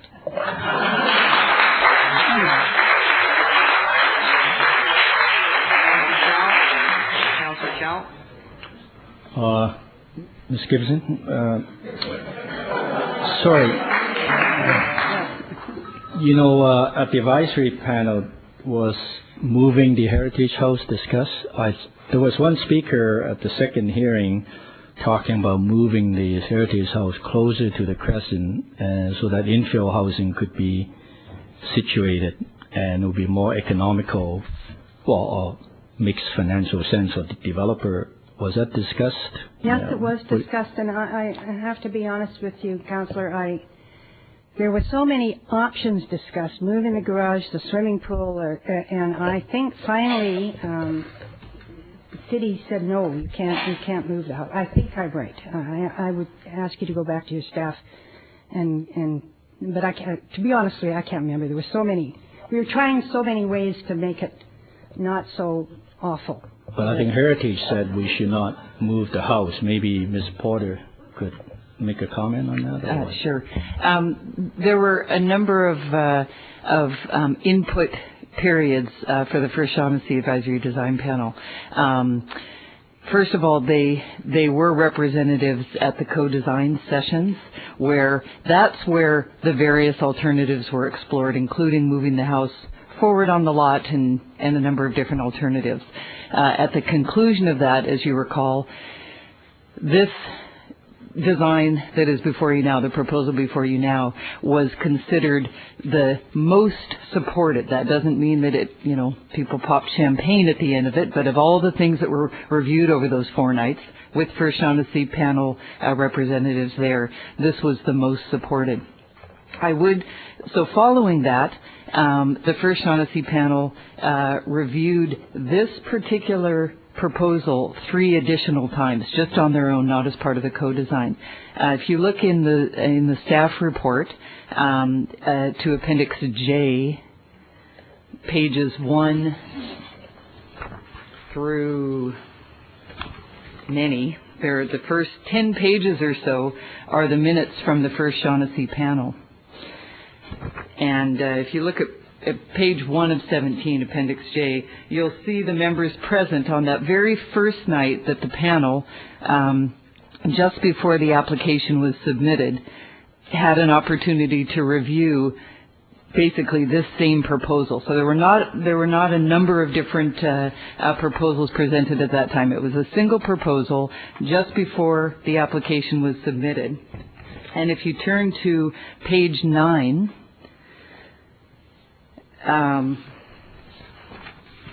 page 7, and you'll see the planning questions that were asked of the panel at that First Shaughnessy panel meeting. There were a number of different questions about looking for commentary from the panel on above grade FSR, whether or not, as we know, the FSR for the townhouses would be in variance with the current zoning, setbacks, the form and use. We are looking for commentary on the siting and orientation of the buildings, and we were looking for guidance on the building style and character. So staff feel that the First Shaughnessy panel, and at this particular meeting they voted 7-1 to move the project along. They subsequently had 2 more opportunities to look at it, but staff felt the panel had a very broad mandate to look at all aspects of the proposal, not just the building character and design. We were really seeking, should staff be encouraging this applicant? We went to the co-design meetings. We felt, and the applicant felt, there was a nod of support for this. We wanted to ask the panel, is this something that we should be continuing on? Should we even take an application in? Is there enough support? And we felt we got it at that meeting with a vote of 7-1 with these questions asked. The subsequent meetings, and those you'll see page 8, Appendix J, the minutes of the meeting of June 7th, concerns began to be raised, and in this particular evening, particularly about Block B, the 5-unit townhouse. No vote was taken at this meeting, but the panel did ask for the application to come back so that they could have some of their concerns addressed, particularly about the proximity of the 5-unit building to the Heritage House, so how far away that was placed, and also some privacy impacts around that, and particularly the impact on the pool area and the private patio of the Heritage House. Following that, the applicant did come and report back on that, and you'll see on page 13.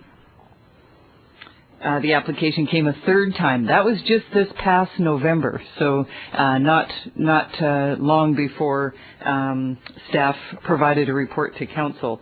And it was at that meeting where another vote was taken, and it is unfortunate that there were people absent. We actually postponed the meeting. It had been scheduled earlier, but we couldn't get a quorum, and so we postponed the meeting for a month, and in the hopes that we would get more people turned out, and indeed the vote was 5-4 at that meeting.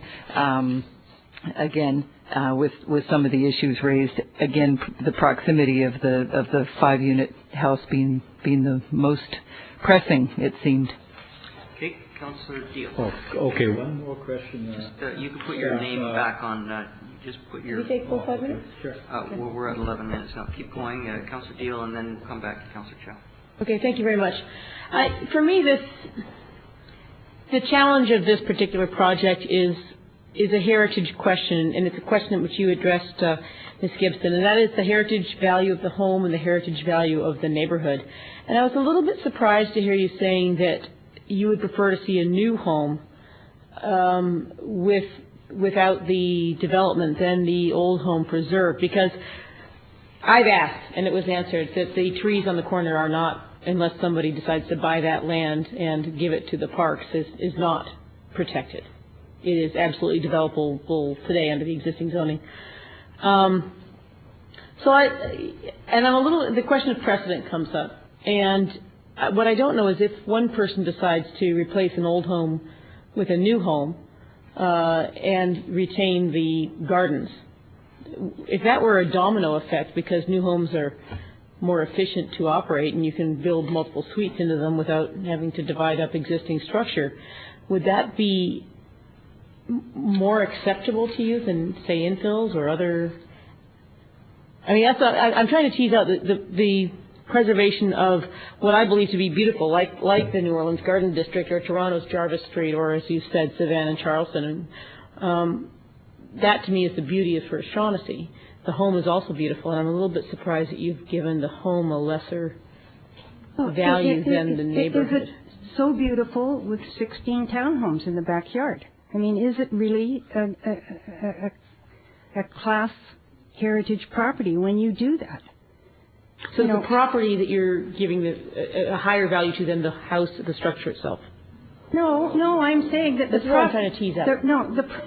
The property is not just the bricks and mortar. It's also the estate-like surroundings, and that is being dreadfully affected. So then you look back, is it as viable a heritage property with a backyard full of townhouses? I don't think so. And in future, and I have to stress this is just my opinion. I'm not wanting to be continually blackmailed that this property, these guys buy these properties knowing full well what they want to do with them. And then they come into the city and everything else, and let's make a deal. Let's do bonus density, let's do HRAs, let's do this, that, and the other thing, or we'll take the house down.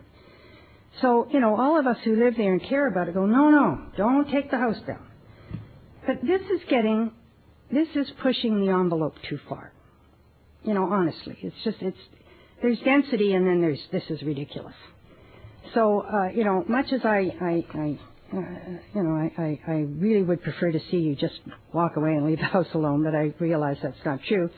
I would concur with Jake Kerr that some kind of arrangement be made, some kind of so perhaps coming the 11, together but here. not the 16. Yeah, that would be.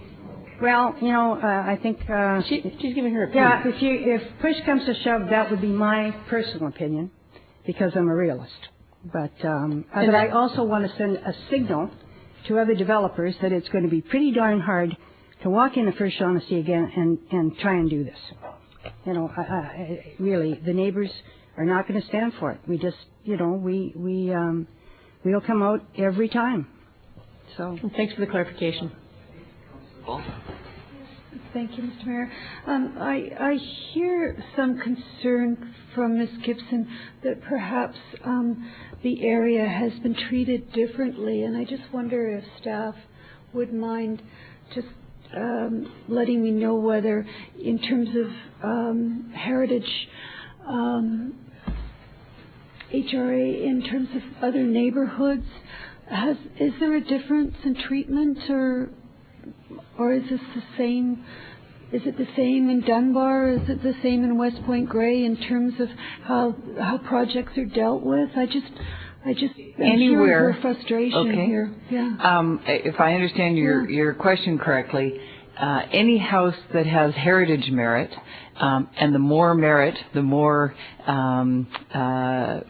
incentive staff have to try to get the house secured through legal designation. So there are many properties on the Heritage Register, and not many that are designated. And as you know, a designation requires a willing owner to come forward and offer designation in exchange for incentives. And those incentives range from bonus density, which is not the case here, variances to zoning rules around uses, around FSR, around heights, around parking spaces, and we do that all the time. That is the way that we get for every property where you've seen a heritage designation, and they all do come through council. There has been some negotiation, and including a financial analysis, to come up with a fair and reasonable compensation package. Sometimes, as I said, it's transferable density, although there is a moratorium on that right now. When it's a variance to a bylaw such as height or parking relaxation, we put a value to that, but it's not actual cash. It's a value to that. So this is another example of, in an effort to secure through designation, there are variances that are sought. So in this case, it's a different use, the multiple dwelling use, and a shift in density from one part of the site to the other. Thank you. Councillor Chow, Worship, just the question that Councillor Latner was talking about is setting precedent, and I think our staff said this is not a legal court, but perhaps you could help me to understand this under the Vancouver Charter, Section 563, Section 2.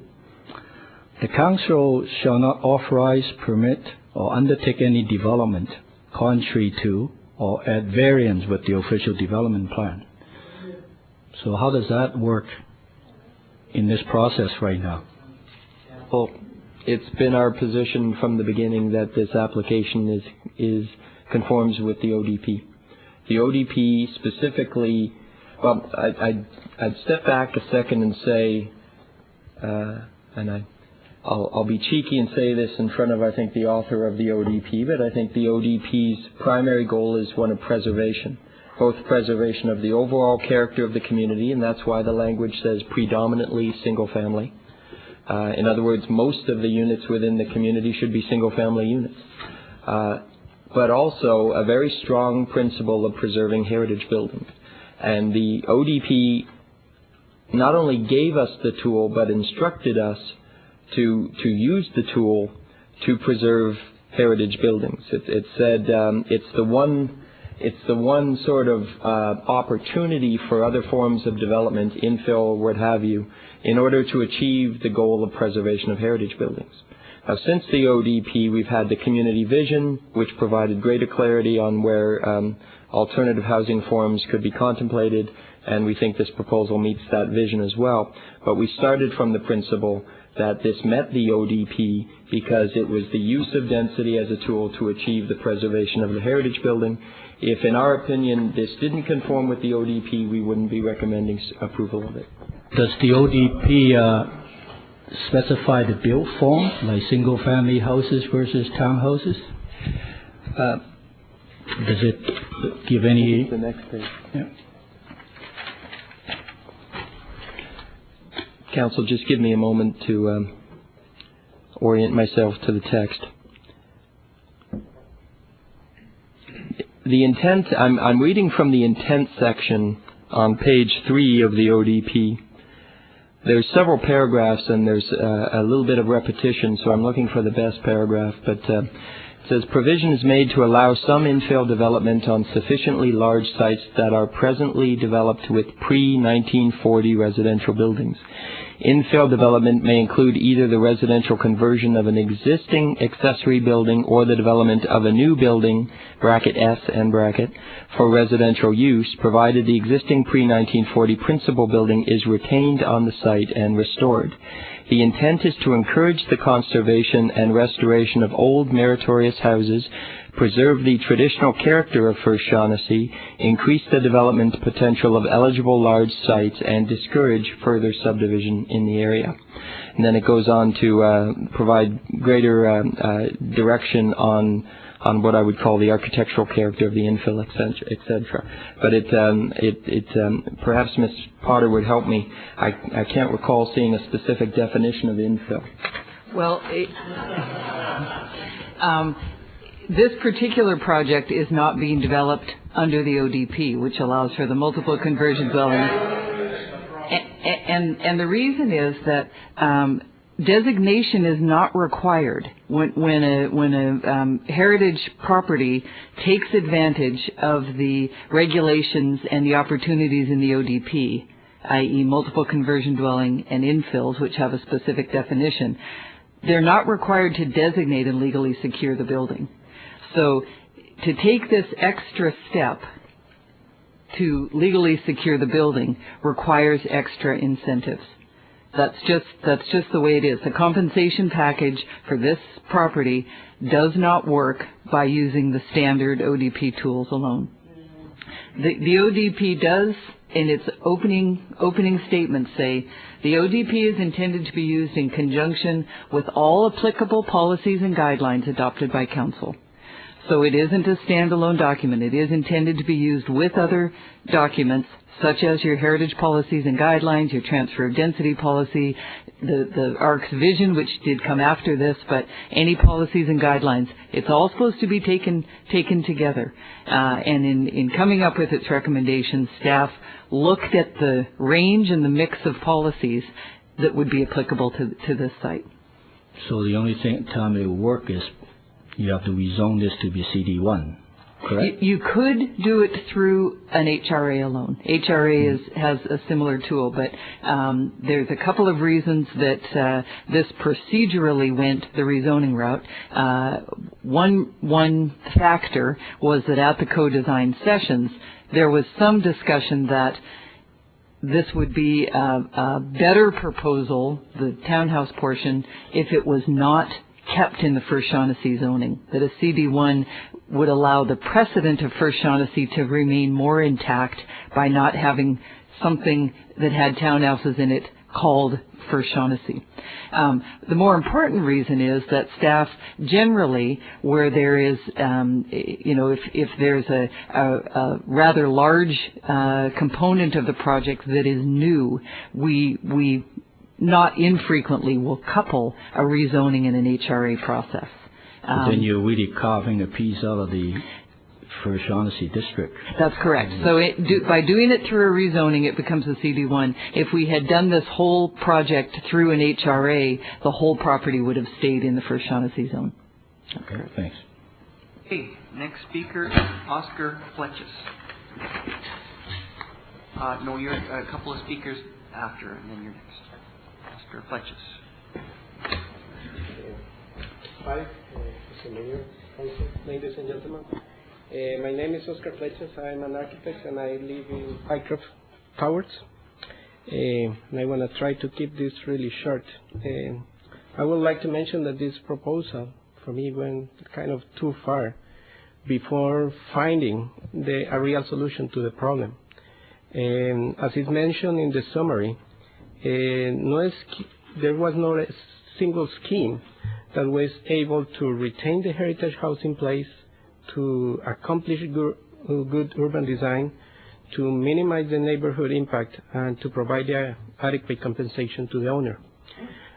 In my opinion, we're forcing a development in a site that does not have the appropriate heritage designation, not only for the built part of it, like the Nickel House, but also the unbuilt part of it, like the existing trees in the undeveloped portion of the site. I believe the developer, the architect, and all the city staff were faced with a hard challenge to make it work and bring it to this point, so we could discuss it here in this public hearing. And as I see it, this is the first real test for the development, and for you all, council, is really the opportunity to endorse a change on policy to make all the factors and all parties affected by this development fall in place. I tend to believe that density is the answer, but I have to say that not in the same parcel. There's no room. It's as simple as that. I believe a density transfer approach needs to be considered or revisited or something like that. One thing about density, or a better term nowadays, that is the eco-density initiative, is that we don't take the eco and put the density in. We need to keep this still as a beautiful site in the city perspective. I believe that there's some things that we're trying to achieve, that the developer is trying to achieve with this building, like build green goal with this development. I tend to believe that using a checklist system for a particular site like this is not going to help us to achieve a good overall environmental impact. We need to step back a little bit from just the three sites and even just what is Shaughnessy, and look the problem from a citywide perspective. This is a wonderful site, not just a building site that impacts the city, and this is a good opportunity to demonstrate how policy changes can impact in a positive way. Please conserve these amazing characteristics of the site as it is and plan for its future protection. Thank you. Thank you. Pat Shaw.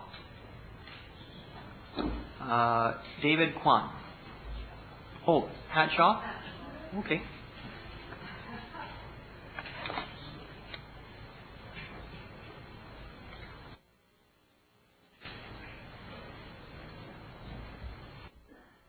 Mr. Mayor, councillors, I came to Vancouver in 1956 as a student and lived in a basement suite at 1056 Matthews.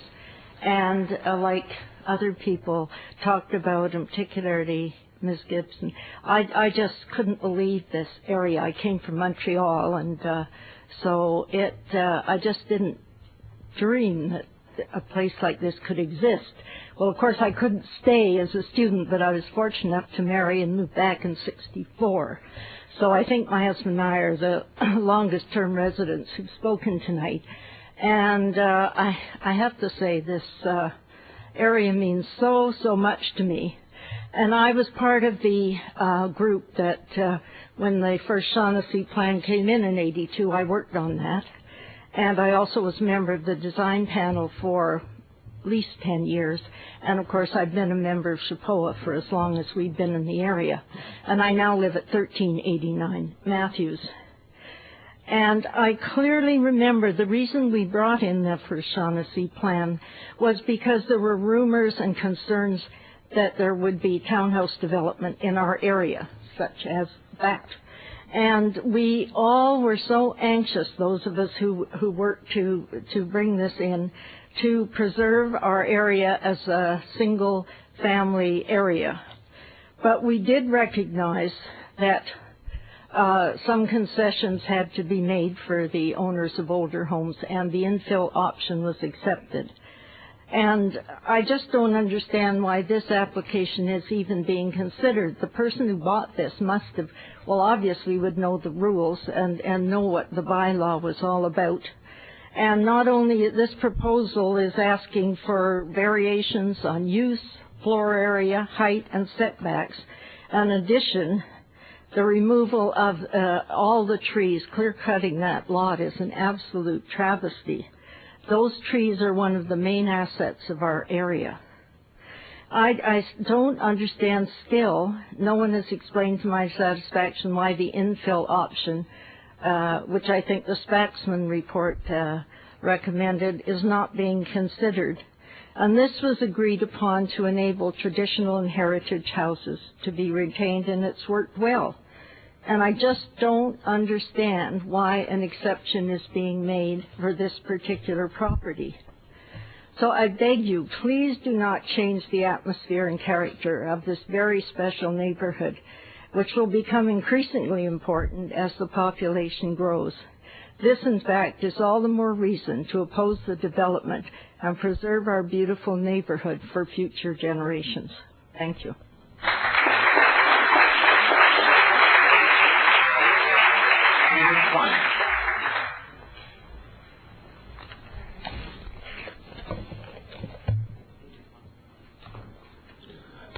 Your Worship, Member of Council. I'm sorry, I didn't get the name at all. David Kwan. I missed my turn earlier. Oh, okay. All right, thank you.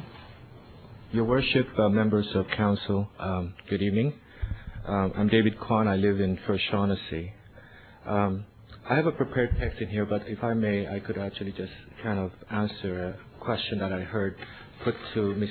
Kirby earlier about the fact that why does it seem to be a disconnect by the residents' desire to preserve a first-class heritage building, and then, but in the face of this development, would rather have it torn down, or at least not fight enough for it, so that we will actually accept anything that we want, that the developers want.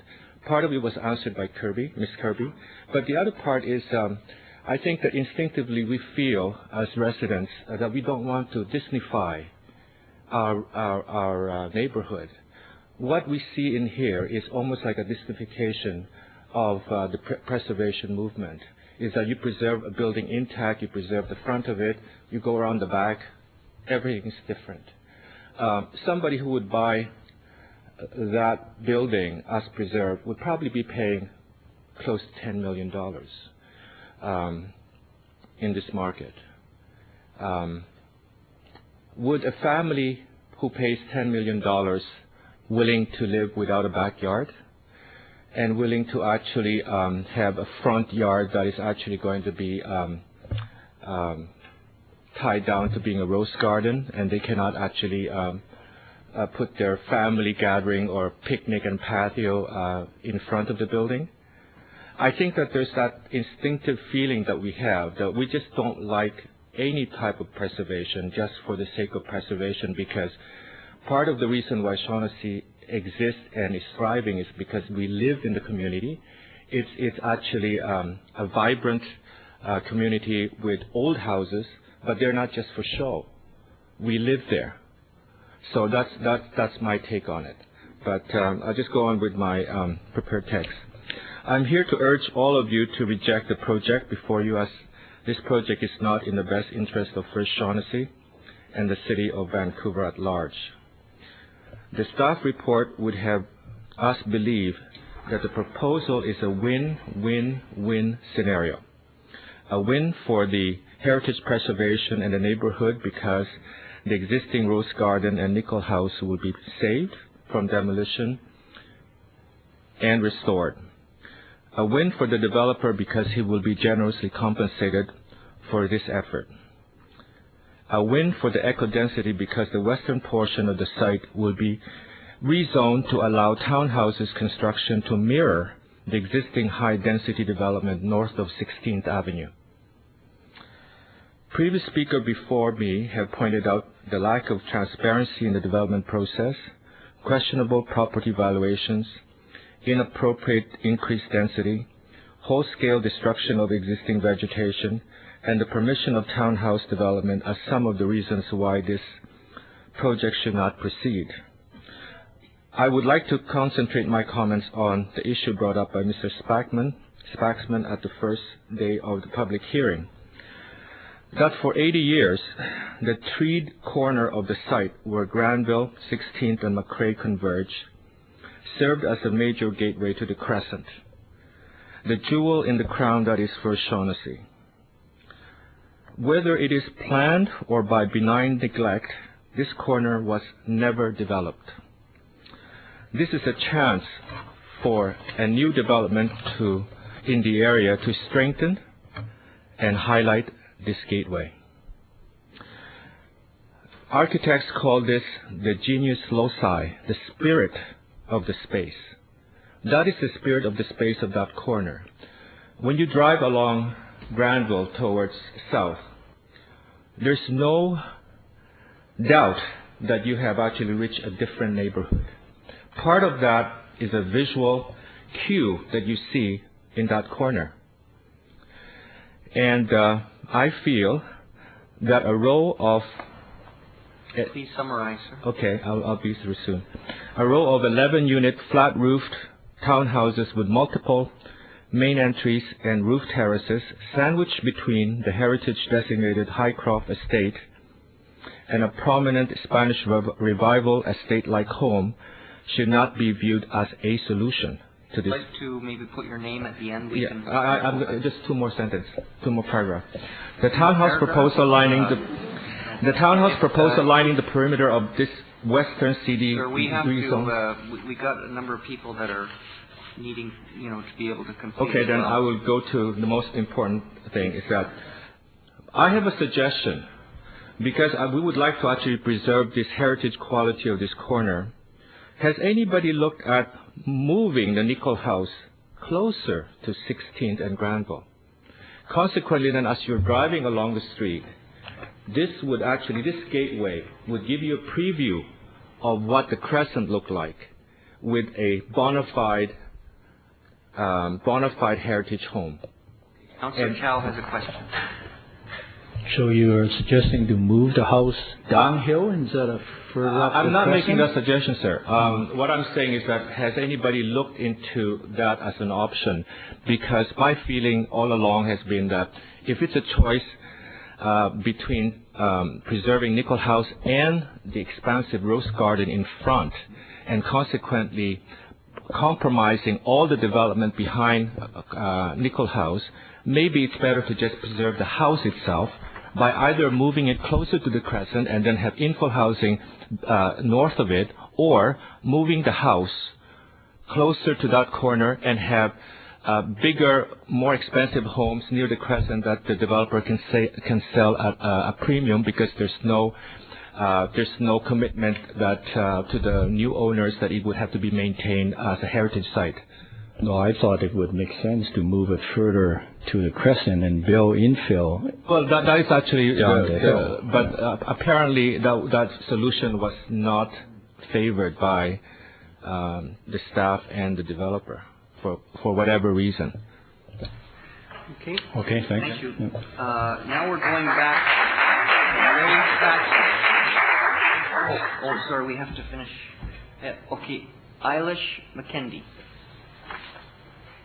Eilish McKendy.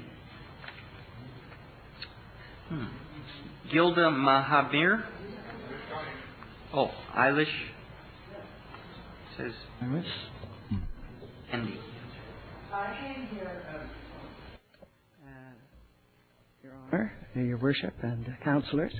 I came here totally unprepared, and I don't know a lot about this FHR and QRS and all these terms. But I've lived in Shaughnessy, First Shaughnessy, for 36 years, and before that lived in second or third Shaughnessy for 2-3 years. And I'm totally astounded that the Shaughnessy plan does not recognize First Shaughnessy. When did it go out the window? I mean, I'm totally shocked. And the other thing that I'm totally shocked at is the effect that this townhouse complex, whether it's 11 or 16 or whatever, will have. Have you ever tried to drive along 16th, east of Granville? You're allowed to park on the north side, so anybody coming out of 15th can't even see to the left cars coming along 16th going west. And here we'll have how many houses and parking, let alone the pollution. I mean, I can't understand how this is being allowed to happen. I live in an old house. In fact, it's about 1910, but it was redone. It was a rooming house during the war, evidently, and then it was redone in the 60s, so it's not heritage. But, you know, it's just a simply fabulous neighborhood. And, you know, just like Charleston and other places, and in Toronto, Rosedale or Forest Hill, you know, we don't have many of those around here at all. As somebody mentioned, Chinatown and West Vancouver has certain beautiful areas, but we're trying to destroy this, and also the fact that this will set a precedent. As the staff said, they can't promise what will happen in the future at all, and I agree, that's true. You don't know what council will be coming up, you know, in the next 10 years, 5 years, whatever. So I'm against this proposal, and I can see there could be a compromise of some sort that would not affect the Nickel House, which I agree needs to be not just the house, but the land around it, or else it's not worth a damn. So that's about all I have to say.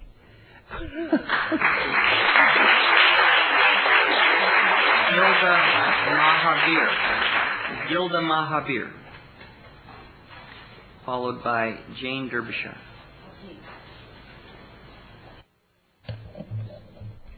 Hello, Mayor and Council members. I'm here before you tonight to add my voice to the very clear and strong opposition to this application for all the reasons that have so eloquently been stated by others before me. I appreciate the efforts made in bringing this application forward. However, while this proposal attempts to save both the Nickel House and its front garden, I believe it does so at far too heavy a cost to the overall character of the First Shaughnessy District. In my view, the trade-offs for saving the Nickel House in this particular proposal are not worth it. I am a resident of First Shaughnessy. I actually live at 1511 Marpole Avenue, which is considered a significant neighbor, which is very nice. It's actually the house that sits right behind the co-op housing, the apartment on the corner of 16th and Granville, the north corner, is it south corner? We sit right behind that, and it's an old house, 1900. So I am really a person who believes very strongly in heritage preservation, but not at any cost.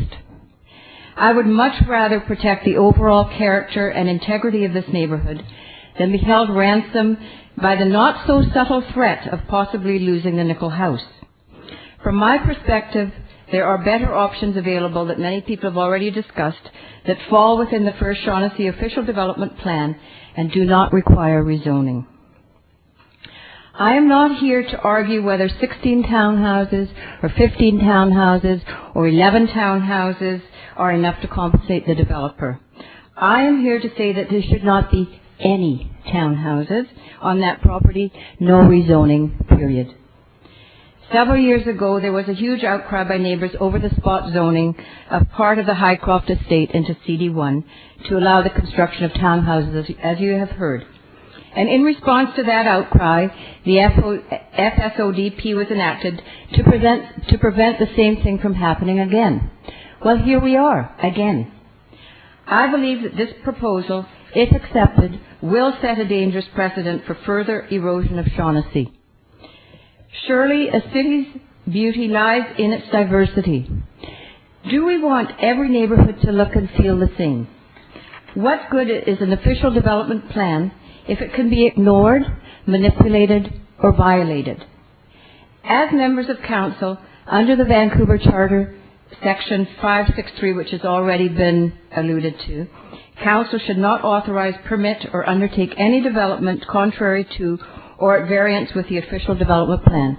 Well, from my reading of it, this rezoning proposal for 1402 McRae is contrary to the official development plan, which, amongst other things, does not permit the building of townhouses.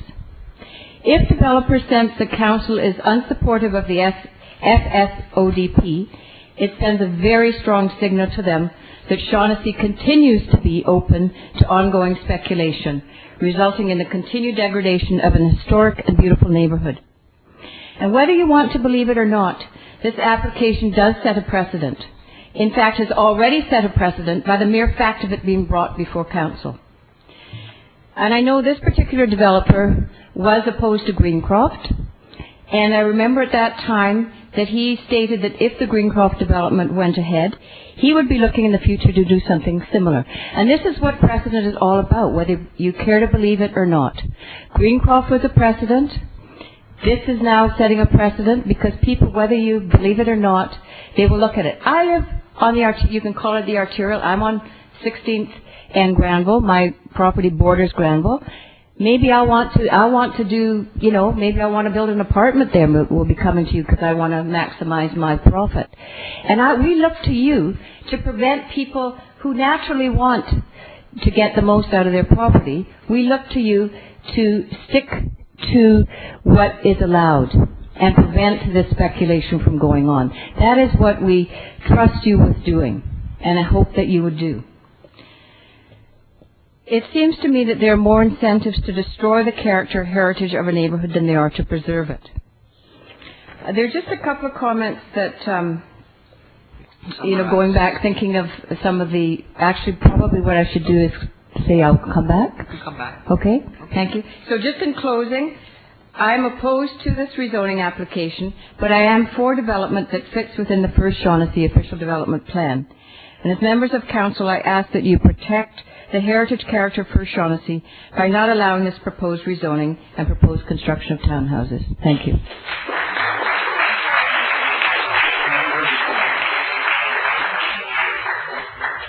Mr. Mayor, councillors, ladies and gentlemen, I am somewhat different. I am a new member in Shaughnessy.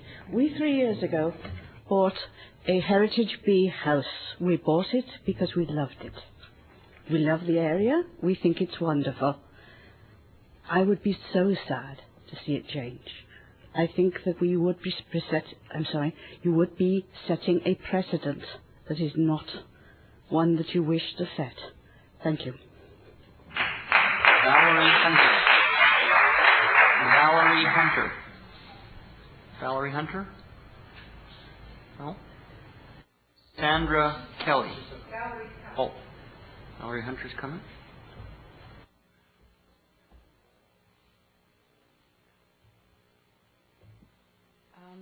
I guess I should start. I've been here since a child, since 1959 or 1960, having gone to Shaughnessy and PW. I'm going to say I'm against the development as proposed, as I think it is just too many for this site. The reality from my perspective is that more infill is going to happen, and I hope it will, but in a more contained way, carriage houses, converting the interiors of the houses into duplex family housing and such. I don't want Shaughnessy to become so exclusive you have to be extremely rich. 10 million is a lot of money. The corner of Granville and 16th is already a challenge for pedestrians, which I count myself as one. A large increase of family houses is going to make this an even more wicked crossing. And that's all I have to say. Thank you. Sandra Kelly. Sandra Kelly. Good evening, Mr. Mayor, councillors, staff, ladies and gentlemen. I'm Sandra Kelly. My family has lived in our home in 3rd Shaughnessy for 50 years. I am not in favor of this development. I feel it will be a precedent-setting development, no matter what your staff says at this time, and the proposed density is not appropriate for this area. With all respect to a previous speaker, Barry from Toronto, I am 63 years old and not even thinking about moving into a townhouse. I feel that you should take your directions from the majority of the neighboring residents who are opposed to this proposed development and who will be most significantly affected by it. Just a couple of comments on things that have come up. I feel strongly, as Ms. Potter knows, about compensation package. Why do we care about the developer's financial rewards? Nobody cares if we sell our home and make a profit or lose money on it. So why is the city, its staff, so concerned about them?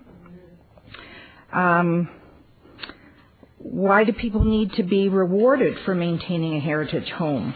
It doesn't sound like anybody is helping Mr. Fain with his home, 100-year-old home that he's doing.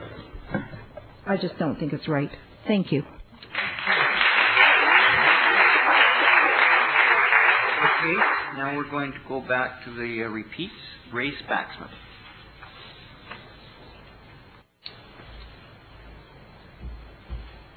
Worship, members of council, I feel as if I should say I came to Vancouver in 1973, which is quite recent, but I've spent at least 15 years of that worrying about places like Shaughnessy and helping with the planning of it.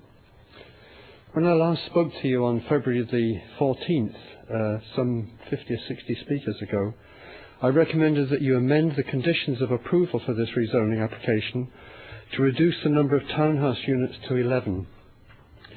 In this way, council would not only move towards achieving a significant increase in unit density on the site, but would also achieve that with considerable more compatibility with uniquely valuable and well-established First Shaughnessy planning and design policies.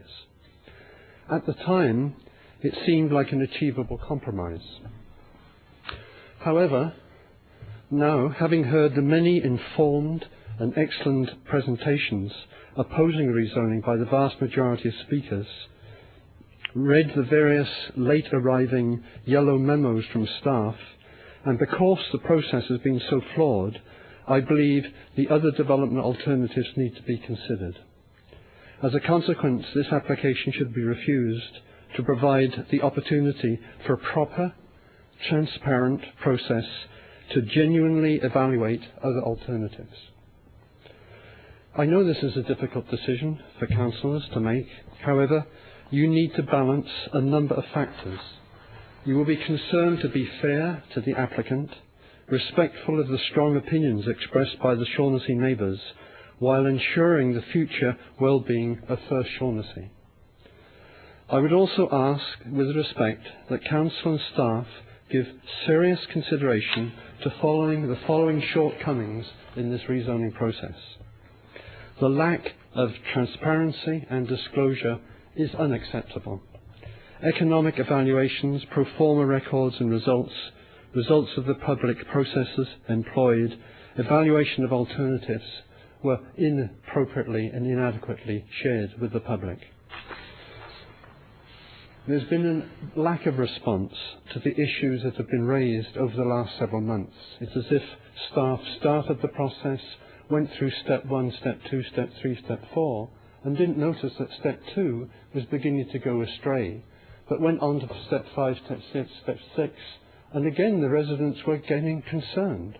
And it wasn't until the Vote McRae website came out, and I was actually asked to look at this, that I began to realize the level of opposition that was happening in Shaughnessy.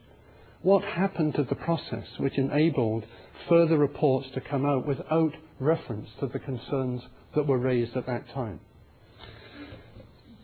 It was only after we made representation to councillors and council, followed by instructing staff to respond to our concerns, that we received some response to some of the neighbours' emerging concerns. The pro forma, for one. Greencroft has never really been resolved.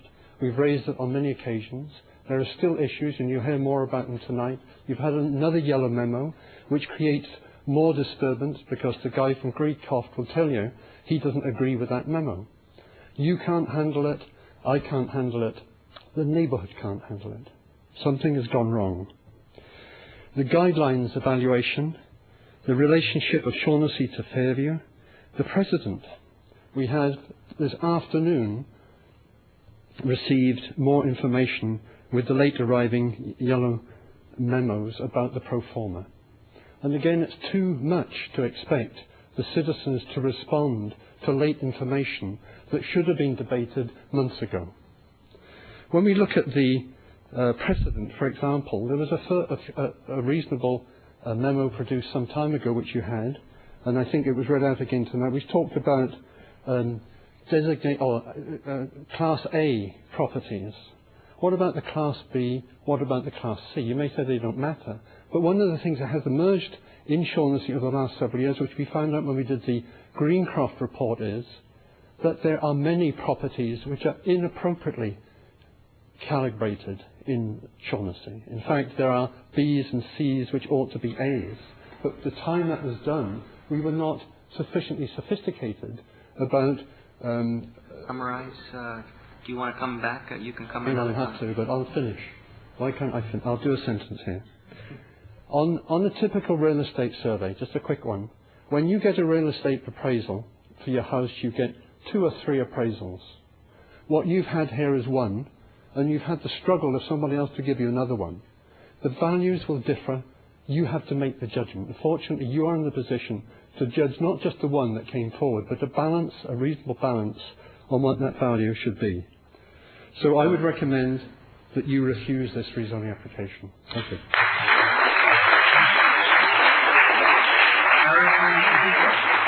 Harrison Seatle. Second.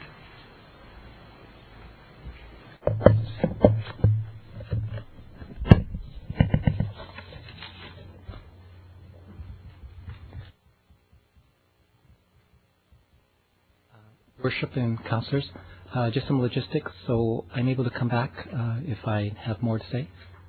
Thank you.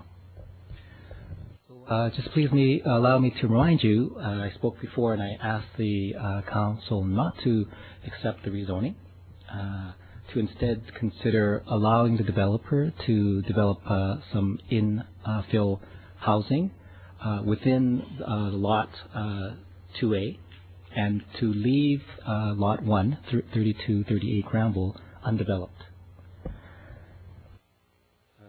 Felt this would provide adequate return for the developer.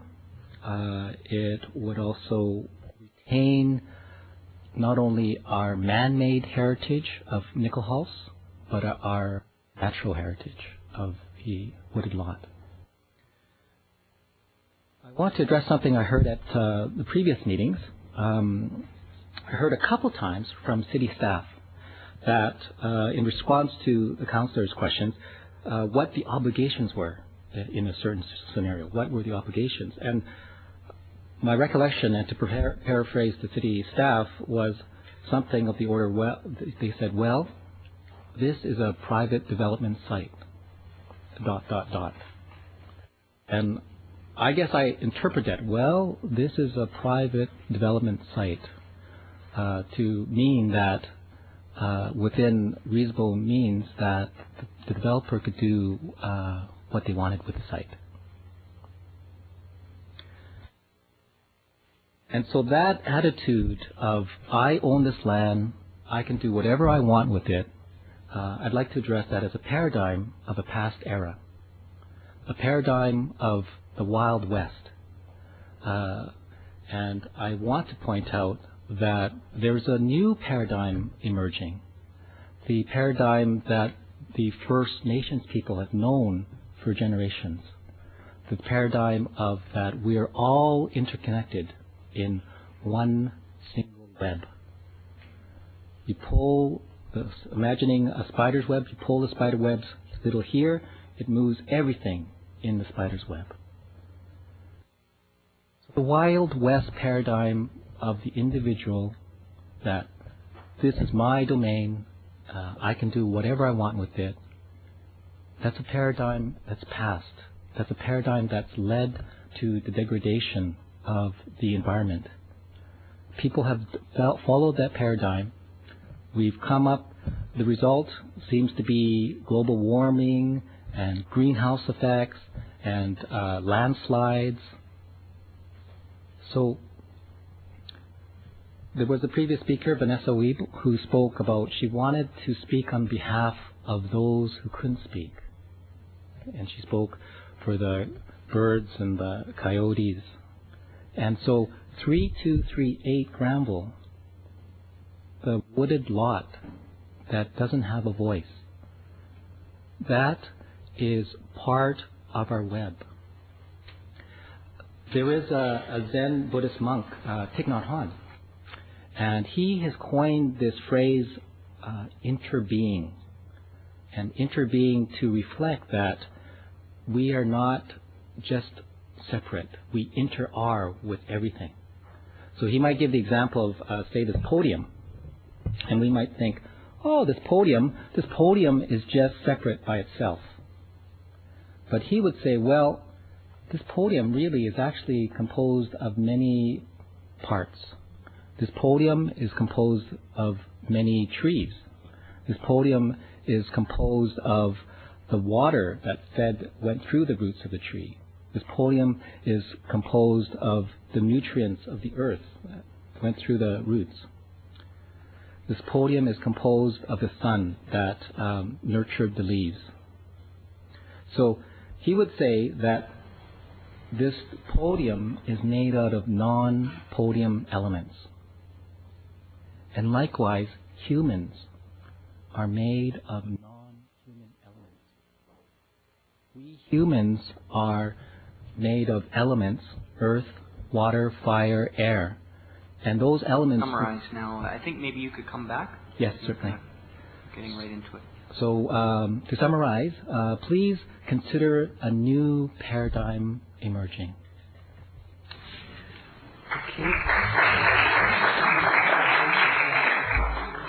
Okay, well, we're at 10 o'clock, and it looks like there's going to be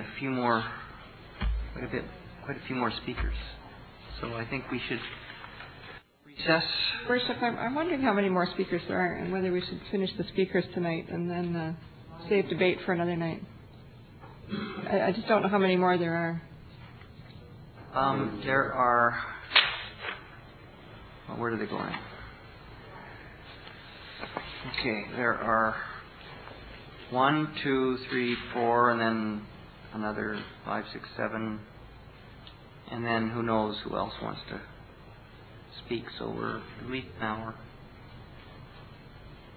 More speakers for 5 minutes each? Okay, all right. Okay. Thank you, Your Worship. Yeah. Okay, so now we can hear, let me just see when that other evening is. Okay, this meeting will be recessed to Thursday, March 27th at 7:30 p.m. in the Council Chambers I would like to remind council it's very important that you do not engage in any discussion or correspondence